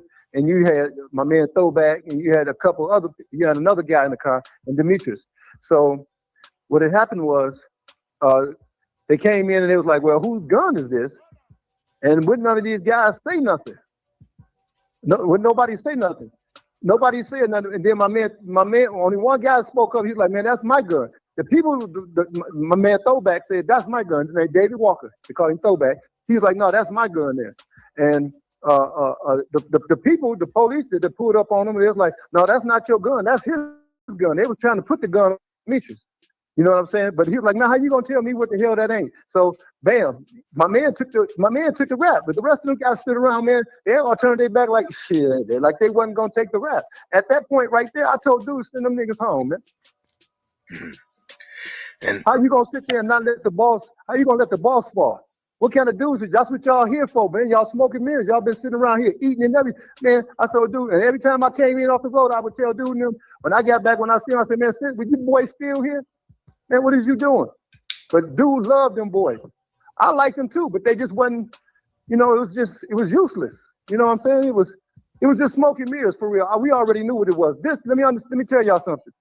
This been going on since the 80s. We had perfected this. These guys they just came in 2001, 2002. Yeah, we used to put stuff up in the Crunchy Munch boxes, and then people go in there and grab them out. Hey, we know how many in there. Take you one and get your ass on. Don't go in there and check no more. We already know what it is, and when you leave, we gonna check it anyway. So don't play no games. But we used to come up in here to the gas station, man. That's where we used to make our sales. We used to walk right here, back down here through the path from the Meech house. All that's right around the corner, and we used to come here, man. This is another one of our spots that we did. You know what I'm saying? Blue came in '99. We met Blue out in Gardena. He used to get the bud and the pills. That's all he was. We met him through a guy out there. I ain't gonna say his name, but we met him through he's a director out there. We met him through him. That's how we met him. Blue just never went away. And then he just started bringing other people over and bringing other people in. They didn't have no real functions there other than the smoking mirrors. That's what they were. I love the guys though. They were good guys. Right. I loved it.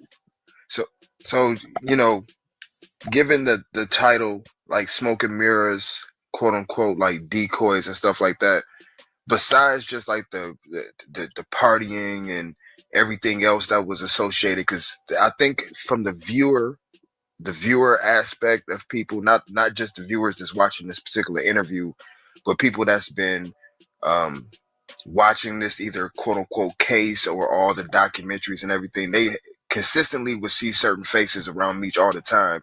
So I'm assuming that they felt like they maybe have played a bigger role than they may have. Like on a day-to-day basis, like normally what would these guys really be doing if they wasn't partying? They slept through the day and partied at night. Now, sometimes when the bags show up, they'll grab, you know what I'm saying? They'll go in, they'll move the stuff from out of whatever it comes in, and then bam, they'll stack it or whatever, and they'll go in and they'll make sure they'll prep the transportation or whatever it is, and basically that's all they done. They didn't do nothing. That's how they received their checks. In the meantime, they was, that's how they received their checks. And when you say prep the cars, you mean like cleaning the cars and stuff like that? Load, unload, clean, you know what I'm saying? That's it. Right. They never did no older road work. They never did nothing like that. Their risk was very, very low. You know what I'm saying? We've already had this machine running, so we're not trying to put no. It's crazy because it's like Meech. That's why they try to say stay sophisticated, and it's fucked up because it's like, yo, why I gotta stay sophisticated, you just stay on point, So Terry, he was a smart one, It seems like Terry was the smart one and whatnot, but he still got caught up, the wiretaps, and they didn't really have wiretaps on Meech, and he got caught up, complaining about Meech, That's crazy, But you know what I'm saying? Like Meech, he was, when you good-hearted, and you good-hearted, remember, man, the streets, man, society in general was a mean place, So you could just imagine, So it's a fucked up situation that Meech gotta be like that, bro. But you know what I'm saying? Meech, man. You gotta salute to Meech, You gotta salute to Meech, It's crazy situation. People in no positions, they were not suited for the task. So they just had minimal jobs. Again, basically what they done was they were smoking mirrors. That's all they were. They were just faces that was around Meech, and they got famous for that. If it wasn't for that, if it wasn't for them just hanging around, dude, you wouldn't even know these guys. They had no role at all whatsoever in the game. I ain't saying that they wasn't around. They done seen a few things, but they were not really a part of the machine. Around, you say Blue came around 99. Shortly after, or when did Young Jeezy really kind of appear and come up on the scene? The reason why I asked that is because just to clarify to see, did Jeezy end up being an individual that was solid through and through? Man, I love that guy right there, man. You know what I'm saying? I'm gonna have to say, I'm gonna have to not say nothing about him because of his position today. You know what I'm saying? I don't want, I'm just gonna, that subject right there with him. I just put it this way, man. He's the snowman. He's 100, dog. Right. He's 100. That's it. That's I ain't gonna say nothing else about the Okay. Because he's in a delicate position right now. I ain't got. Right. Oh, well, I respect that. I get, so I'll say the next question, but the reason why I asked that is because I would just, for myself, I don't want to say invested, but just watching everything that was going on, I just seen how hard it appeared when, Blue first came home, that he was just constantly talking about, old boy not putting money on, Big Meech books and all this stuff like that. So I guess I was just wondering, but you say he's a solid cat. So Da Vinci, I know you were, what exactly were you charged with? Conspiracy with intent to distribute. And that was with the whole entire BMF bust, right? Where a lot of people ended up going to prison. Yes, ma'am. And you're raising a lot of hell right now because you recently just said that Young Jeezy's fan base is all homos. You said the homo community loves Young Jeezy. Yeah, they love him. But I thought Young Jeezy was part of the whole BMF movement. I mean, he was, but it all used to be. We had Jeezy up here a couple months ago. Jeezy said him and Meech are still cool. So he talks to Meech, and Meech talks to him about what's going on in the club scene, what's going on in the streets. Yeah, but what about this appealing lawyer? Yeah, he ain't doing what he's supposed to do, man. Period. At the end of the day, if you can get Meech on the phone right now, it'd be a different tune that he's singing. So what you're saying is that Jeezy has not put up the money for the appeal for Big Meech. Exactly. I mean, he won't do nothing, period. At the end of the day, man, like I just talked to the big homie recently, and he's like, man, it's crazy that, the part of the fam, the rapper that was connected with the fam that ended up having, much success, that's he's doing his thing and he's really in a position to make a difference in Meech's life right now. He ain't really stepping up to the plate right now, and it's crazy. I got to come home, rebuild this BMF brand from ground zero, and do it all on my own. Has anybody had a conversation with Jeezy? Have any of y'all, ever stepped to him? Hey, look, man. I came home. I tracked his number. Rebuilding the brand is crazy, bro. Like the brand is the brand. The brand is went bigger than ever. With the show, So it is what it is, bro. But at the end of the day, if it don't work, it's not the end of the world. Make a whole new brand. It is what it is. But then I called him. I'm like, what up, this Blue? He like, Blue who? And it's Blue Da Vinci. He say, oh, what's up? I said, man, what's going on, man? Let's sit down, man, so we can chop it up and figure out the move, man, with the players. All right, let me hit you right back. So, 2 days passed. My people from Detroit hit me like, man, the man got to show at the Fox Theater to call him so we can get some tickets to come. I said, all right, let me call him. I called his phone, the number was changed. I said, man, what part of the game is this? This must be overtime, right? I ain't gonna say I hate the man or nothing like that, but my whole thing is, man, just keep it honest, man. Keep it real. If the people on your back and you can't do nothing, or you set something up, or they said, what? What's your question? As close as Jeezy was to the situation, how did he avoid getting, indicted and all that good stuff? Man, listen, man, that's the $1 million question. The man name in more paperwork than me. Let me ask you a question. When you say Jeezy's name is in paperwork, what you mean Jeezy's name is in the paperwork? It ain't I don't think his name is in paperwork. I got the paperwork. But you said that there's paperwork. That where Jeezy is talking, or you just said there's statement. Like what statements are made? No. Hear what you saying? Because I'm not going to disclose what the statements is, but it was made against him.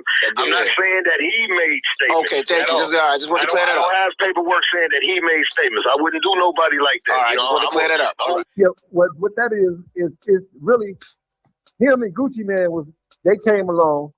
And they was moving, but Blue was there first. And Blue was his stuff was never moving. Nobody really liked his stuff. You got guys like Fabulous and Akon, all these guys, they're around. You know what I'm saying? But nobody's feeling Blue's vibe. Blue, he's trying to do something. We were trying to put something behind him to make this move. And he was whack. Nobody liked it. I didn't like his music. I didn't like that. I didn't like nothing. You know what I'm saying? He was arrogant for no reason at all. You know what I'm saying? He didn't have no humility, no humble. He was not a humble guy. He's a very arrogant, you know what I'm saying, person. You know what I'm saying? He's hard to like. You know what I'm saying? I didn't care for the guy. He's an okay dude, but I mean, you know, it is what it is. But again, Jeezy and Gucci was around, so he had to choose who he wanted to out. So they all went against. So he went against. He tried to turn people against Gucci. You know what I'm saying? And then Gucci went on. That's what that incident that happened down there. He had tried to turn himself against Gucci and team up with Jeezy. As soon as Gucci was gone, then he jumped on Jeezy's back. You know, then he tried to push Jeezy out. You know what I'm saying? But Jeezy was already an intricate part of this, so there wasn't nothing he can do about that. So when he come home, he wants to say, well, you ain't doing this for dude and you ain't doing that for dude. That was all just to pick with him to try to extort money out this man. Because he ain't doing shit for dude neither. Yeah. I saw him at the club down here when I came home here in Detroit. And he was like, yeah, man, I'm just doing this for dude. I said, man, dude don't need your money. You don't need nothing from you, dude. I said, you doing that shit for yourself, dude. You know what I'm saying? I all that lying, man. Nobody trying to hear that. But I already knew what I was going to do to him anyway. Right. I just was biding my time. I knew what I was going to do to all. I got them all. I'm going to get them all. Ain't nobody going to survive the toll on this. Anybody that told, you better come on and fess up before I tell it. That's real. Because over 40,000 pages of documents, people can't argue with paperwork, you know. That's right. BMF got bad guys. And guess what? I'm going to be exposing y'all ass. We got bad guys too. And you know, of course, this particular question, of course, you know, is not from the angle of like the details of and for me I have to say, you know, my condolences and rest in peace to the individual named Wolf. But I'm just wondering, you know, is there, as far as just that whole situation, Wolf, or just maybe the weeks leading up or the weeks after or anything like that, like, is there any stories around that particular time of what was going on in Atlanta that you want people to know that people have never heard before dealing around that situation?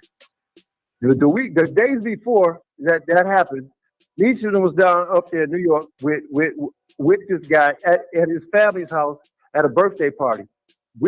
Everybody got along. We were all good and everything. Everything was great. You know what I'm saying? So when we got back down there, it was this particular chick.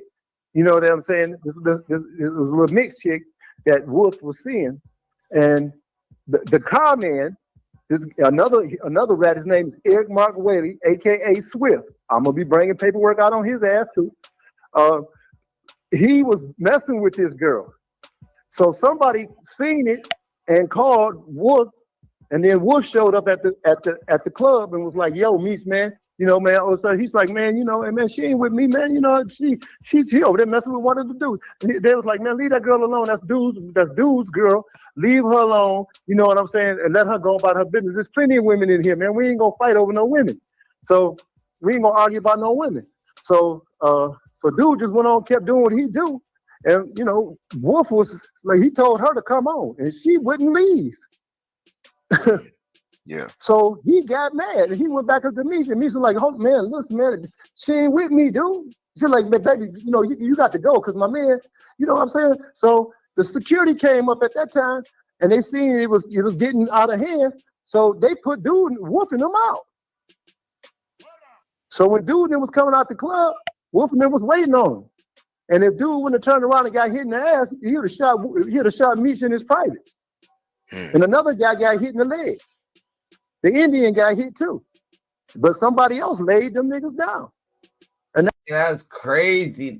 That's crazy. That's different though. And he's trying to diffuse the situation. That's what type of person Meech is. He trying to diffuse. That's what happened. That's what happened, man. It was all about a brawl, man. It was some other things that was going on. And like I say, Puffy was a good friend of ours. He was a good friend of the family, and he didn't really need my man's services no more. He didn't really need his services like that no more. So this dude was, you know, he was gonna try to, I guess, gonna try to make a name off dude. You know what I'm saying? And you know, shit, I don't. After that, that was it. Yeah. Yeah. Him and his guy, you know, they killed him. Somebody killed him. It wasn't the family. I don't know who. I don't even know, bro. That's still a mystery to me. But I do have the interview after the detective, the lead detective, his name is David Vince Vasquez. He's the lead detective right now on the ATL homicide. He interviewed Demetrius down there. Demetrius chose to do the interview with him of the shooting after he got patched up at the hospital with no attorney. I have that document. I'll be presenting that to y'all too, so y'all can see for yourselves what this man was saying, so y'all can stop saying if there's any doubt out there about we had anything or Black Mafia family or Demetrius had something to do with that shooting, we gonna kill all that. I have that document. I have those documents. I think it's like 149 pages or something like that. I got it. But it's a lot. It's a lot to you know, really digest, especially with everything starting in '85 to when, you know, everything end up going down. Is there any kind of, I don't know if you would call it an update or that you know of dealing with Big Meech or T or, you know, situation as far as you got a lot of people, oh, he may come home early or he's coming home next year. Every, you know, all the time you see these headlines of different people putting up videos, you know, saying this and that, you know. What's your thoughts on it as far as from what you know about Meech's situation?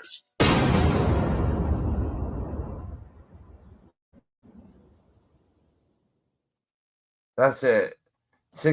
Everybody trying to blame Meech for that situation. It's not even he's acting crazy over Shorty, bro. Acting crazy over Shorty is different than that. You ain't gotta act crazy over Shorty. That's different right there, bro. And then waiting outside for him. And then, you know, the Shorty, you know how girls, oh, no, I'm not going with you. We can't do nothing about that. You know how situations be like that, too. I know how situations be like that. You know what I'm saying? I honestly know how situations be.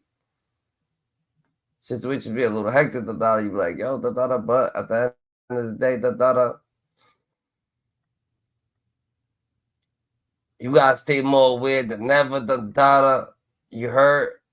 A lot of people, they gonna, you know what I'm saying? It's your life, so live your life, Jeezy. Don't let nobody, you know what I'm saying, keep you down, keep you down bad, like, it don't even make sense, and life is just this way, life is just like this, it's everywhere, it don't make no sense. Situation makes no sense sometimes.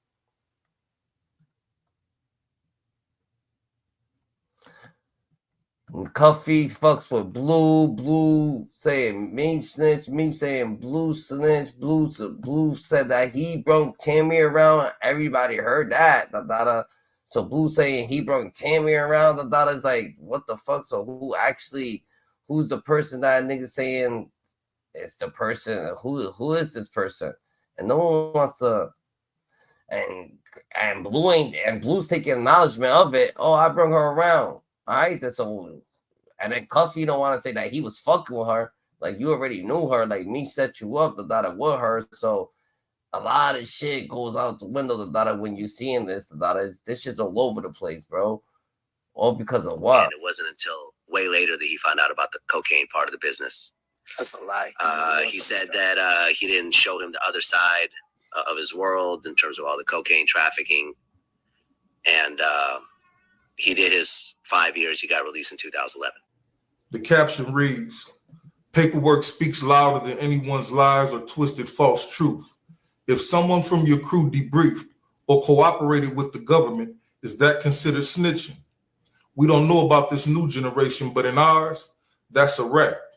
BMF co-founder Dexter Sosa Hussey would explain during the Vlad TV interview how the counsel for Mr. Safety Valve, also known as Blue Da Vinci, Marisha Luton, had written a book detailing how Burma McKnight acquired his safety valve and his willingness to share whatever pertinent information he'd known to the prosecution, and how the release of a smack video featuring Mr. Safety Valve himself, was instrumental in the Fed's investigation. He cooperated. I mean, I didn't say it. It was in Miss Mara Shalhoub's book, where his own lawyer said, yeah, if there was anything else that we could do, Your Honor, to help you along with this case, my client would be more than willing to cooperate with you all to help you in this investigation.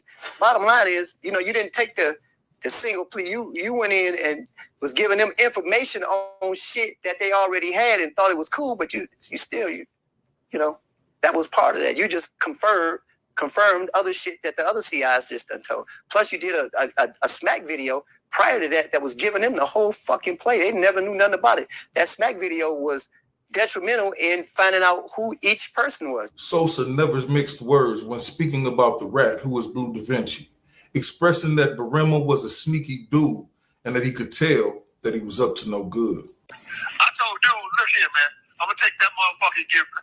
That's the one. That's what the money is. He said, no, just leave it here. And I was like, no, I ain't leaving it here because I know this little sneak motherfucker. He's talking about, man, let me show you how to get in it. I'm like, nah, man, where the key gonna be at? All that shit, like, you gonna come back and get it. Next thing you know, we come back, the motherfucking truck though. I said, man, I told you to let me keep that motherfucker. But in the back of my mind, I was thinking about this nigga Blue the whole time. Because that was a brand new truck. Didn't nobody know nothing was in that motherfucker. That was a brand spanking new truck. I was the only nigga in it. I took that truck on one run. Sure did. You just so then the daughter where he was the daughter. Yo, Blue be talking different, bro. That's the worst shit. Blue be talking different.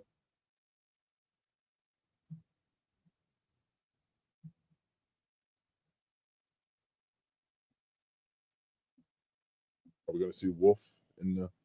Of course, we got this. Okay. This pivotal stuff. Like we need to see a Puff. It's interesting in the Wolf case because your friends will push you further than your enemies at point because they won't see how far they're going with things. You know what I'm saying? But they have relationships. They traveled went to Africa and hung out on boats and stuff like that together. Like, but prior to this, that's a crazy story. I heard that story. Yeah. I invited Suge to my birthday party. Suge came to my birthday party with just him and his one dude. Right. I invited Puff to my birthday party. Puff came with the whole Bad Boy crew. Right. They had beef from that source shit. Right. But I wasn't ever even thinking like it was no real beef. I wouldn't even invite her. I wasn't thinking about it like that. Right. But the whole night the party was great, beautiful party. Everybody had a good time. Then we went to this after party. We went to the after party. I guess Puff and Suge had some kind of like said something to each other before whatever at my party. So when they got to this after party, Suge came to the club and Puff went outside and they had their words in the middle of what's the street, Maurice? What street we was on? So anyway, they had like their little words, right? And they went outside and they were in the middle of the street. They were in the middle with Puff. The middle of the street, Puff and Suge. Wow. Outside in Atlanta. And this is at your party. Yeah. Is it a calm conversation or No, it's not a calm conversation. Okay. But not just them. It's a very hostile conversation. Okay. And their crews is ain't no crew. I mean, Suge got one person. Puff got a crew. Suge got one dude with him. Okay. Right? And all I know is Puff started drinking his champagne while they was talking, and I guess somebody must have said something to him. And next thing I know, Wolf, rest in peace. He let off a shot and let off a couple of shots, and Suge Man got killed right there. Wow. In Atlanta. Yo, we back. It's your Ace Pop-A-Lot. Mob, gang. We on our way to NYC with it. Y'all already know. Headshot City. That's crazy. Y'all meet us in the Bronx. We headed to the Valley. Now, anybody tuned in from the Valley, we definitely need y'all in the comment box. Let us know what's going on in the hood. Now, based on my research, they're going to say the Valley is a neighborhood located in the Bronx that is between Gun Hill Road and Baychester Avenue.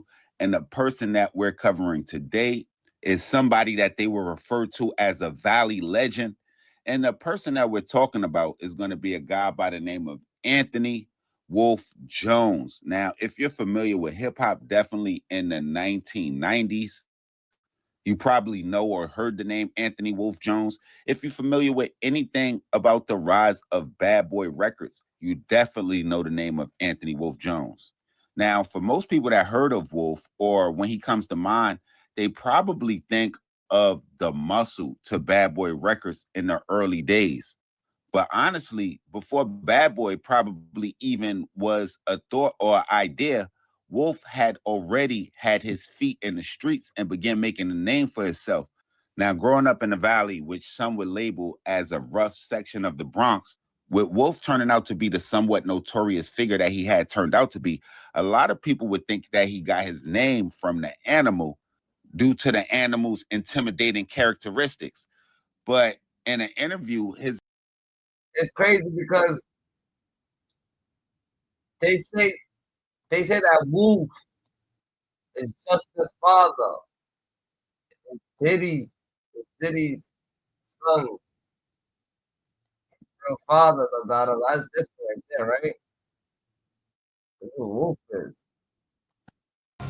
During a situation with BMF. The standoff happened, Big Meech and those guys ended up Wolf. He was walking toward wolfing them, so wolfing them like, yo, I guess they like that's my man and everything like that, but damn, now he working for Meech and them, and he shot Wolf and Riz. Diddy might have seen himself as the toughest in hip-hop, but there was someone who decided to humble him, showing him how really dangerous he was. None other than Big Meech. I saw my brother's picture on the big screen. Really couldn't believe it. On November 11th, 2003, at Club Chaos in Buckhead, things got real when Wolf and his right-hand man, Lamont Rez Gertie, ran into Big Meech and some BMF members. The tension was already thick. Apparently, it all started over a woman Wolf was involved with. One thing led to another. A fight broke out, and security tossed them out of the club. But Wolf and Rez weren't about to let it go. They waited outside in the parking lot, ready for a showdown. When Meech and another BMF member, Bull, stepped out, things escalated fast. At first, Wolf and Rez had the upper hand in the gunfight. But then, out of nowhere, an old Brooklyn friend, who had switched sides to BMF, turned on them to prove his loyalty. He took them both out right then and there. He was walking towards wolfing them, so wolfing them like, yo, I guess they like that's my man and everything like that, but damn, now he working for Meech and them, and he shot Wolf and Riz. Now, a lot of people think of Wolf as just another bodyguard for Bad Boy Records and Diddy, but he was way more than that. He was actually Diddy's childhood best friend. That wasn't his former bodyguard. That was his friend. I mean, that was his childhood friend. You know what I'm saying? He definitely, if I hire one of my friends, you put him on, okay, you do. Captain America, symbols unite us, but the threats we face show no signs of slowing down. That's crazy. That was his childhood friend. In fact, Wolf was there before Bad Boy was even a thing. He was one of the early investors who helped Diddy build the label from the ground up. To understand how he got there, let's take it back. Anthony Wolf Jones was born on February 20th, 1965 in the Bronx, New York. His mom, Barbara Jones, raised him and his two younger brothers on her own after their dad left. She was a teacher who did everything she could to give them a good life, sending them to private school during the week and homeschooling them on Saturdays. But no matter how hard she worked, they still lived in a tough part of the Bronx called the Valley, a neighborhood that would shape Wolf's reputation. Funny enough, most people assume he got the nickname Wolf because of his street status, but it actually came from something much more innocent. As a kid, his best friend Troy and Troy's sister Tammy started calling him Wolf because he reminded them of Eddie Munster from the Munsters, all because of his widow's peak. Even his little brother Terrence, known as Little Wolf, picked up the name. By his teenage years, Wolf had built a tight crew with kids from his neighborhood. They called themselves the Valley Mob and earned a name for being tough, always ready to throw down. But even with that street life, Wolf still managed to graduate from Harry S. Truman High School in 1983 and even enrolled at Bronx Community College. He tried to juggle school with regular jobs, working at the post office and in construction, but the money just wasn't cutting it. That's when he and his Valley Mob crew turned to the streets to make real cash. Unfortunately, that choice landed Wolf in prison in the early 90s after a beef with a rival crew ended with him catching an attempted murder charge. He didn't stay locked up long. He was out by early 1993, just as a young ambitious A&R named Sean Puffy Combs was making major moves. Wolf and Puffy already knew each other before Wolf went away, and by the time he got out, Puffy was on his way up in the music industry. He had been working under Andre Harrell at Uptown Records, helping launch acts like Joe Desai and Mary J. Blige. But Puffy's hustle clashed with Uptown's CEO, and by early 1993, he got fired. And then you started working with Andre Harrell. Tell us about that. At the time, I was working with Andre Harrell, but Right. he wasn't paying me enough, so I had to promote parties on the side, which was all good. That hit hard. Puffy fell into a deep depression, questioning his future in music. But his people from Harlem and beyond had his back, helping him stay afloat while he figured things out. The problem? He still needed serious money to promote his two biggest artists at the time, Craig Mack and the Notorious B.I.G. That's where Wolf came in. Fresh out of prison, Wolf teamed up with two close friends, Buck and L, to start a party promotion company called. They threw events up and down the East Coast, including at Puffy's old school, Howard University. But word on the street was that the party business was just a cover for something bigger. Distribution. With money flowing in, Wolf, Buck, and L decided to back Puffy's new label. They put up hundreds of thousands of dollars to help get Bad Boy Records off the ground. Even D. Ferg, father of A. Hap Ferg, played a role. He designed the now iconic Bad Boy Records logo. Ferg's father, D. Ferg, he had designed the logo for Uptown Records and the logo for Bad Boy. And just like that, history was in the making. Once Biggie got his moment on the hit track Dolly My Baby and dropped his own solo single Party and things really started looking up. Wolf and Puff got even closer. At this point, they weren't just business partners, they were practically brothers. Bad Boy Records was on the rise, and 1994 was the year everything changed. Puff locked in a huge 50-50 distribution deal with Clive Davis and Arista Records, and that move took Bad Boy from just another label to the label. Craig Mack's Flava in Ya Ear and its remix had the streets buzzing, and then Biggie's Ready to Die dropped, solidifying Bad Boy as an unstoppable force in hip-hop. Wolf wasn't just watching from the sidelines, he was right there in the mix, becoming Puff's head of security. But he wasn't just some bodyguard standing in the background. Wolf was muscle, someone Puff trusted to handle problems before they even became problems, and Bad Boy was about to need a guy like him more than ever. On November 30th, 1994, everything changed. That was the night Tupac got ambushed in the lobby of Quad City Studios, shot 5 times by 3 masked men. At first glance, it seemed like a robbery gone wrong, but Pac wasn't buying it.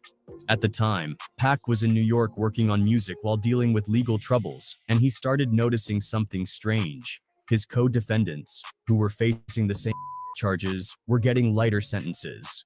One of those guys was a Brooklyn gangster named Haitian Jack, who, according to rumors, didn't appreciate Pac running his mouth. Jack linked up with another powerful street figure, Jimmy Henchman, and the two supposedly set a trap for Pac at Quad City Studios. When the news broke, most people didn't think it had anything to do with Biggie, Puff, or Bad Boy. But Tupac? He was convinced they knew it was coming and didn't warn him. That, to him, was betrayal. He was cool with Puff, and Biggie was supposed to be his guy, so how could they let that happen? Some say part of the tension between Pac and Puff came from the fact that Pac was originally supposed to sign with Bad Boy, but backed out at the last minute. He even warned Biggie not to sign with Puff, saying he couldn't be trusted.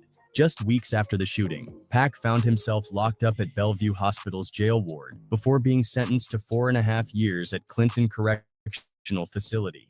But from behind bars, he was already planning his next move. In an explosive interview with Vibe magazine, he made it crystal clear. When he got out, he was coming for Puffy, Biggie, and anyone riding with Bad Boy. And if that wasn't enough, there was another problem brewing. This time from a former ally turned bitter rival, Suge Knight. At one point, Puff and Suge were actually cool, and the guy who made that happen, none other than Anthony Wolf Jones. Wolf had a solid relationship with Suge, and because of that, Puff and Suge linked up at the legendary Tunnel nightclub in NYC. Things got so friendly that when Puff flew out to LA for business, Suge would sometimes pick him up from the airport.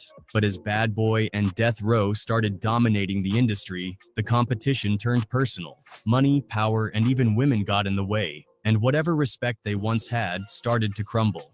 That tension finally hit the public stage on August 3, 1995, at the Source Awards at the Paramount Theater in New York City.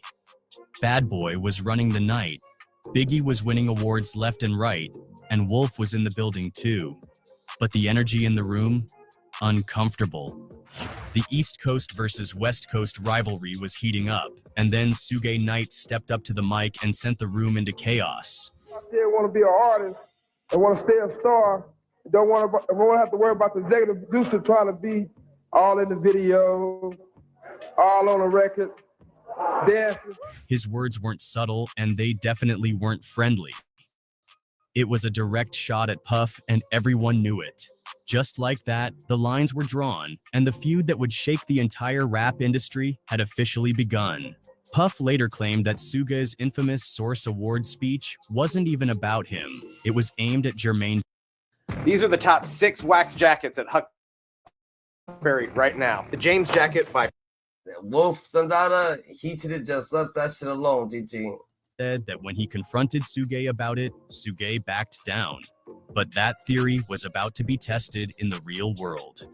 On September 24th, 1995, Jermaine Dupri's birthday party at the Botanical Gardens in Atlanta turned into something much bigger. Suge Knight and Puff were both there, and by the end of the night, Suge's best friend and bodyguard, Jake Robles, was dead.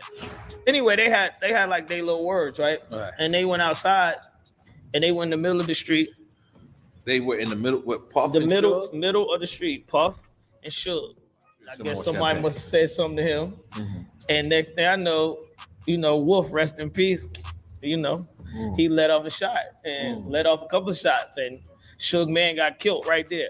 Suge came in wild, slapped Jermaine Dupri, then pressed Puff over money.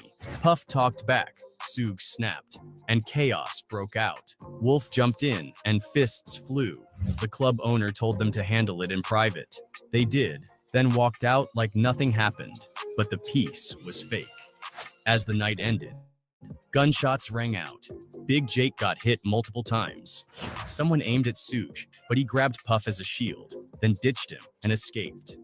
Wolf was blamed, but witnesses say otherwise. That night turned the Bad Boy vs. Death Row beef deadly.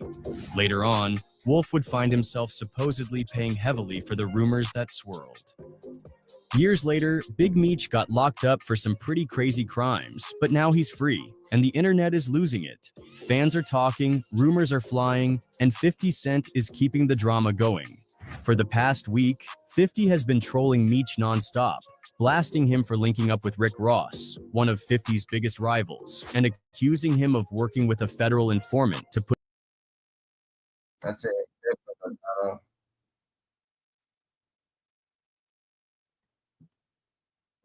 It's different.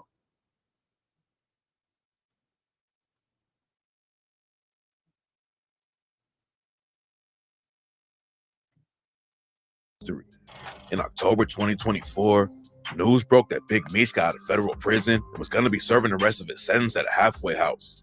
Meech got arrested back in 2005 and got hit with a 30-year sentence. But a few months before he got released, his lawyer was able to get 32 months taken off of Meech's sentence. Meech's lawyer argued that he was a model citizen while he was locked up and got his GED while taking other prison classes. He also stayed out of trouble since 2021, which earned him time off of his sentence. He was still going to be in prison for a few more years, and that's why everyone was shocked when Meech was spotted outside of federal custody in a halfway house.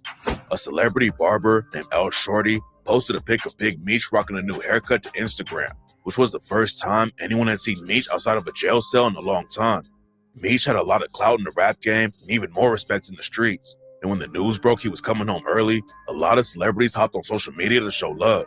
Sexy Red said she wants to perform at Meech's welcome home party for free. Lil Boosie called Meech a legend on Twitter. And Rick Ross shouted Meech out too and played his track BMF and raps, I think I'm Big Meech, Larry Hoover, Getting Work, Hallelujah, One Nation, Under God, real niggas getting money from the fucking start. Big Meech and BMF had a lot of ties to the rap game, so it made sense for rappers to show him love like that. But a lot of people were surprised that even LeBron James hopped on Twitter to support Meech. Not everyone was happy about Meech coming home though, and now rumors are flying that he snitched on one of his own homies to get the time shaved off his sentence. Over a year ago, some paperwork came out that allegedly proved Meech set up his homie Puffy. Puffy ran the BMF crew in St. Louis, and he had been tight with Meech for years. Puffy had already been in the drug game when Meech and his brother Terry started BMF, and Puffy is the one who allegedly helped them take everything to the next level. Meech even gave Puffy the rights to sell Meech's life story, and the two of them were working on a script they wanted to pitch to the film industry. Everything was going according to plan, but then Puffy got arrested and ended up catching a 27-year sentence. Yo, come on. LeBron James said, welcome home, Meech. It's a rap. LeBron James said, welcome home. That's different. LeBron James said, welcome home, Meech. According to the cops, Puffy was running a ton of weight through St. Louis and was ordering hits too. In 2010, a dude named Theodis Howard was allegedly snitching on Puffy's brother, so Puffy put a bag on his head and had him killed. Then a few months later, Puffy ordered a dude named Andre Rush to kill Terrence Morgan because Morgan was allegedly working with the feds and giving them info about Puffy. And according to the paperwork that came out, Puffy's downfall all started when Meech linked him up with a woman named Tammy Combs. Tammy Combs was tight with Meech and was working with him for years. Puffy's daughter Tamara called Meech out for allegedly snitching on her dad and broke the whole situation down. Puffy's daughter said that she had known Meech her whole life and looked at him like an uncle, and that's why she was so shocked at the paperwork. According to Puffy's daughter Tamara, Tammy Combs was basically handling all of Meech's business while he was locked up. Puffy didn't have any reason not to trust Meech, so when Meech linked Tammy up with Puffy so they could work together, Puffy went along with it. Tammy allegedly started getting a lot of info about Puffy's business in St. Louis because Puffy trusted her. She was also helping Meech and Puffy get their script finished so they could sell it. But right when they were about to make a huge deal with the script, Puffy got arrested over a drug deal that went left. One important thing to point out though is that Tammy Combs isn't actually named in the paperwork. All of the info that got Puffy arrested came from a confidential informant that the paperwork calls CS1. But a lot of people connected the situation and are 100% sure that Tammy was the informant. Puffy allegedly told his daughter Tamara that he knew Tammy was a snitch, but the situation gets even deeper than that. The feds also wanted to take down a dude named Suarez, who allegedly had connections to a Mexican drug cartel and was running drugs through his trucking company. According to the paperwork, Meech met Suarez while they were both locked up, and he set up a drug deal with Suarez through Tammy. Meech and Tammy set up a deal between Suarez and Puffy because Meech couldn't make the move by himself while he was locked up. Suarez went to St. Louis to meet Puffy, and they invited Tammy to come out too, but she turned him down and never met either. Remember, LeBron James said, welcome home, Meech. 50 said, welcome home, Meech. Bad people said, welcome home, Meech. These people said, welcome home, Meech. That's different. Either of them in person. Puffy and Suarez linked up and started moving weight, but they had no idea that they were working with an informant the whole time. According to Puffy, Meech knew that Tammy was an informant the whole time, and Meech set him up on purpose to get some time taken off of his own sentence. And what makes the situation look even worse is that Puffy didn't make any money from the script he worked on with Meech. After Puffy got locked up, Meech gave the rights of the story to Tammy instead, and that's when they made a deal with 50 Cent and Stars to produce the BMF TV series. Before Puffy got arrested, they already had an offer to sell the script where Puffy and his partner would get 20% each and Meech would get 60%. But then Meech and Tammy turned the deal down and Puffy didn't understand why. Then he got arrested and cut out of the deal completely, and that's when everything started to make more sense. Meech allegedly set Puffy up for money and to get some time taken off of his sentence. But the alleged snitching didn't even work because Tammy was also hooking up with one of the feds who was on the case. That made all of her testimony pretty much worthless and didn't help Meech out at all, but it still helped the feds catch Puffy and lock him up for 27 years. Puffy and his family aren't the only ones who think that. Wack 100 has been calling Meech a snitch ever since the paperwork came out.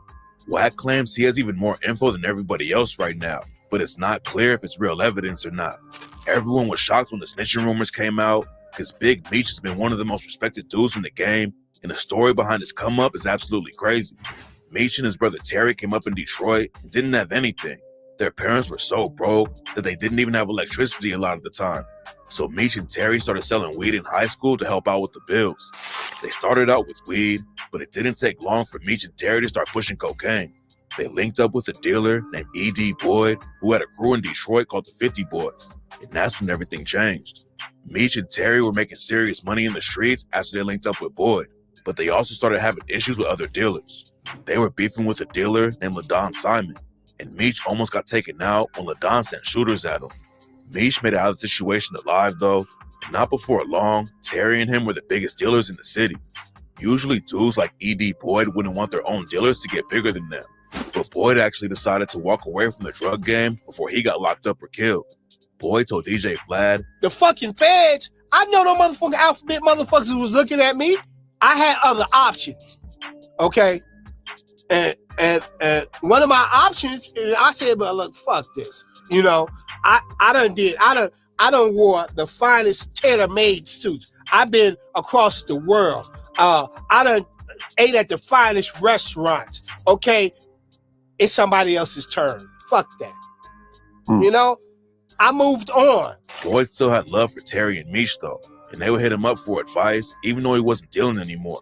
Terry and Meech found a new plug for cocaine, and that's when they started supplying pretty much every other dealer in the city. They still had beef with LaDon Simon though, and the situation turned deadly fast.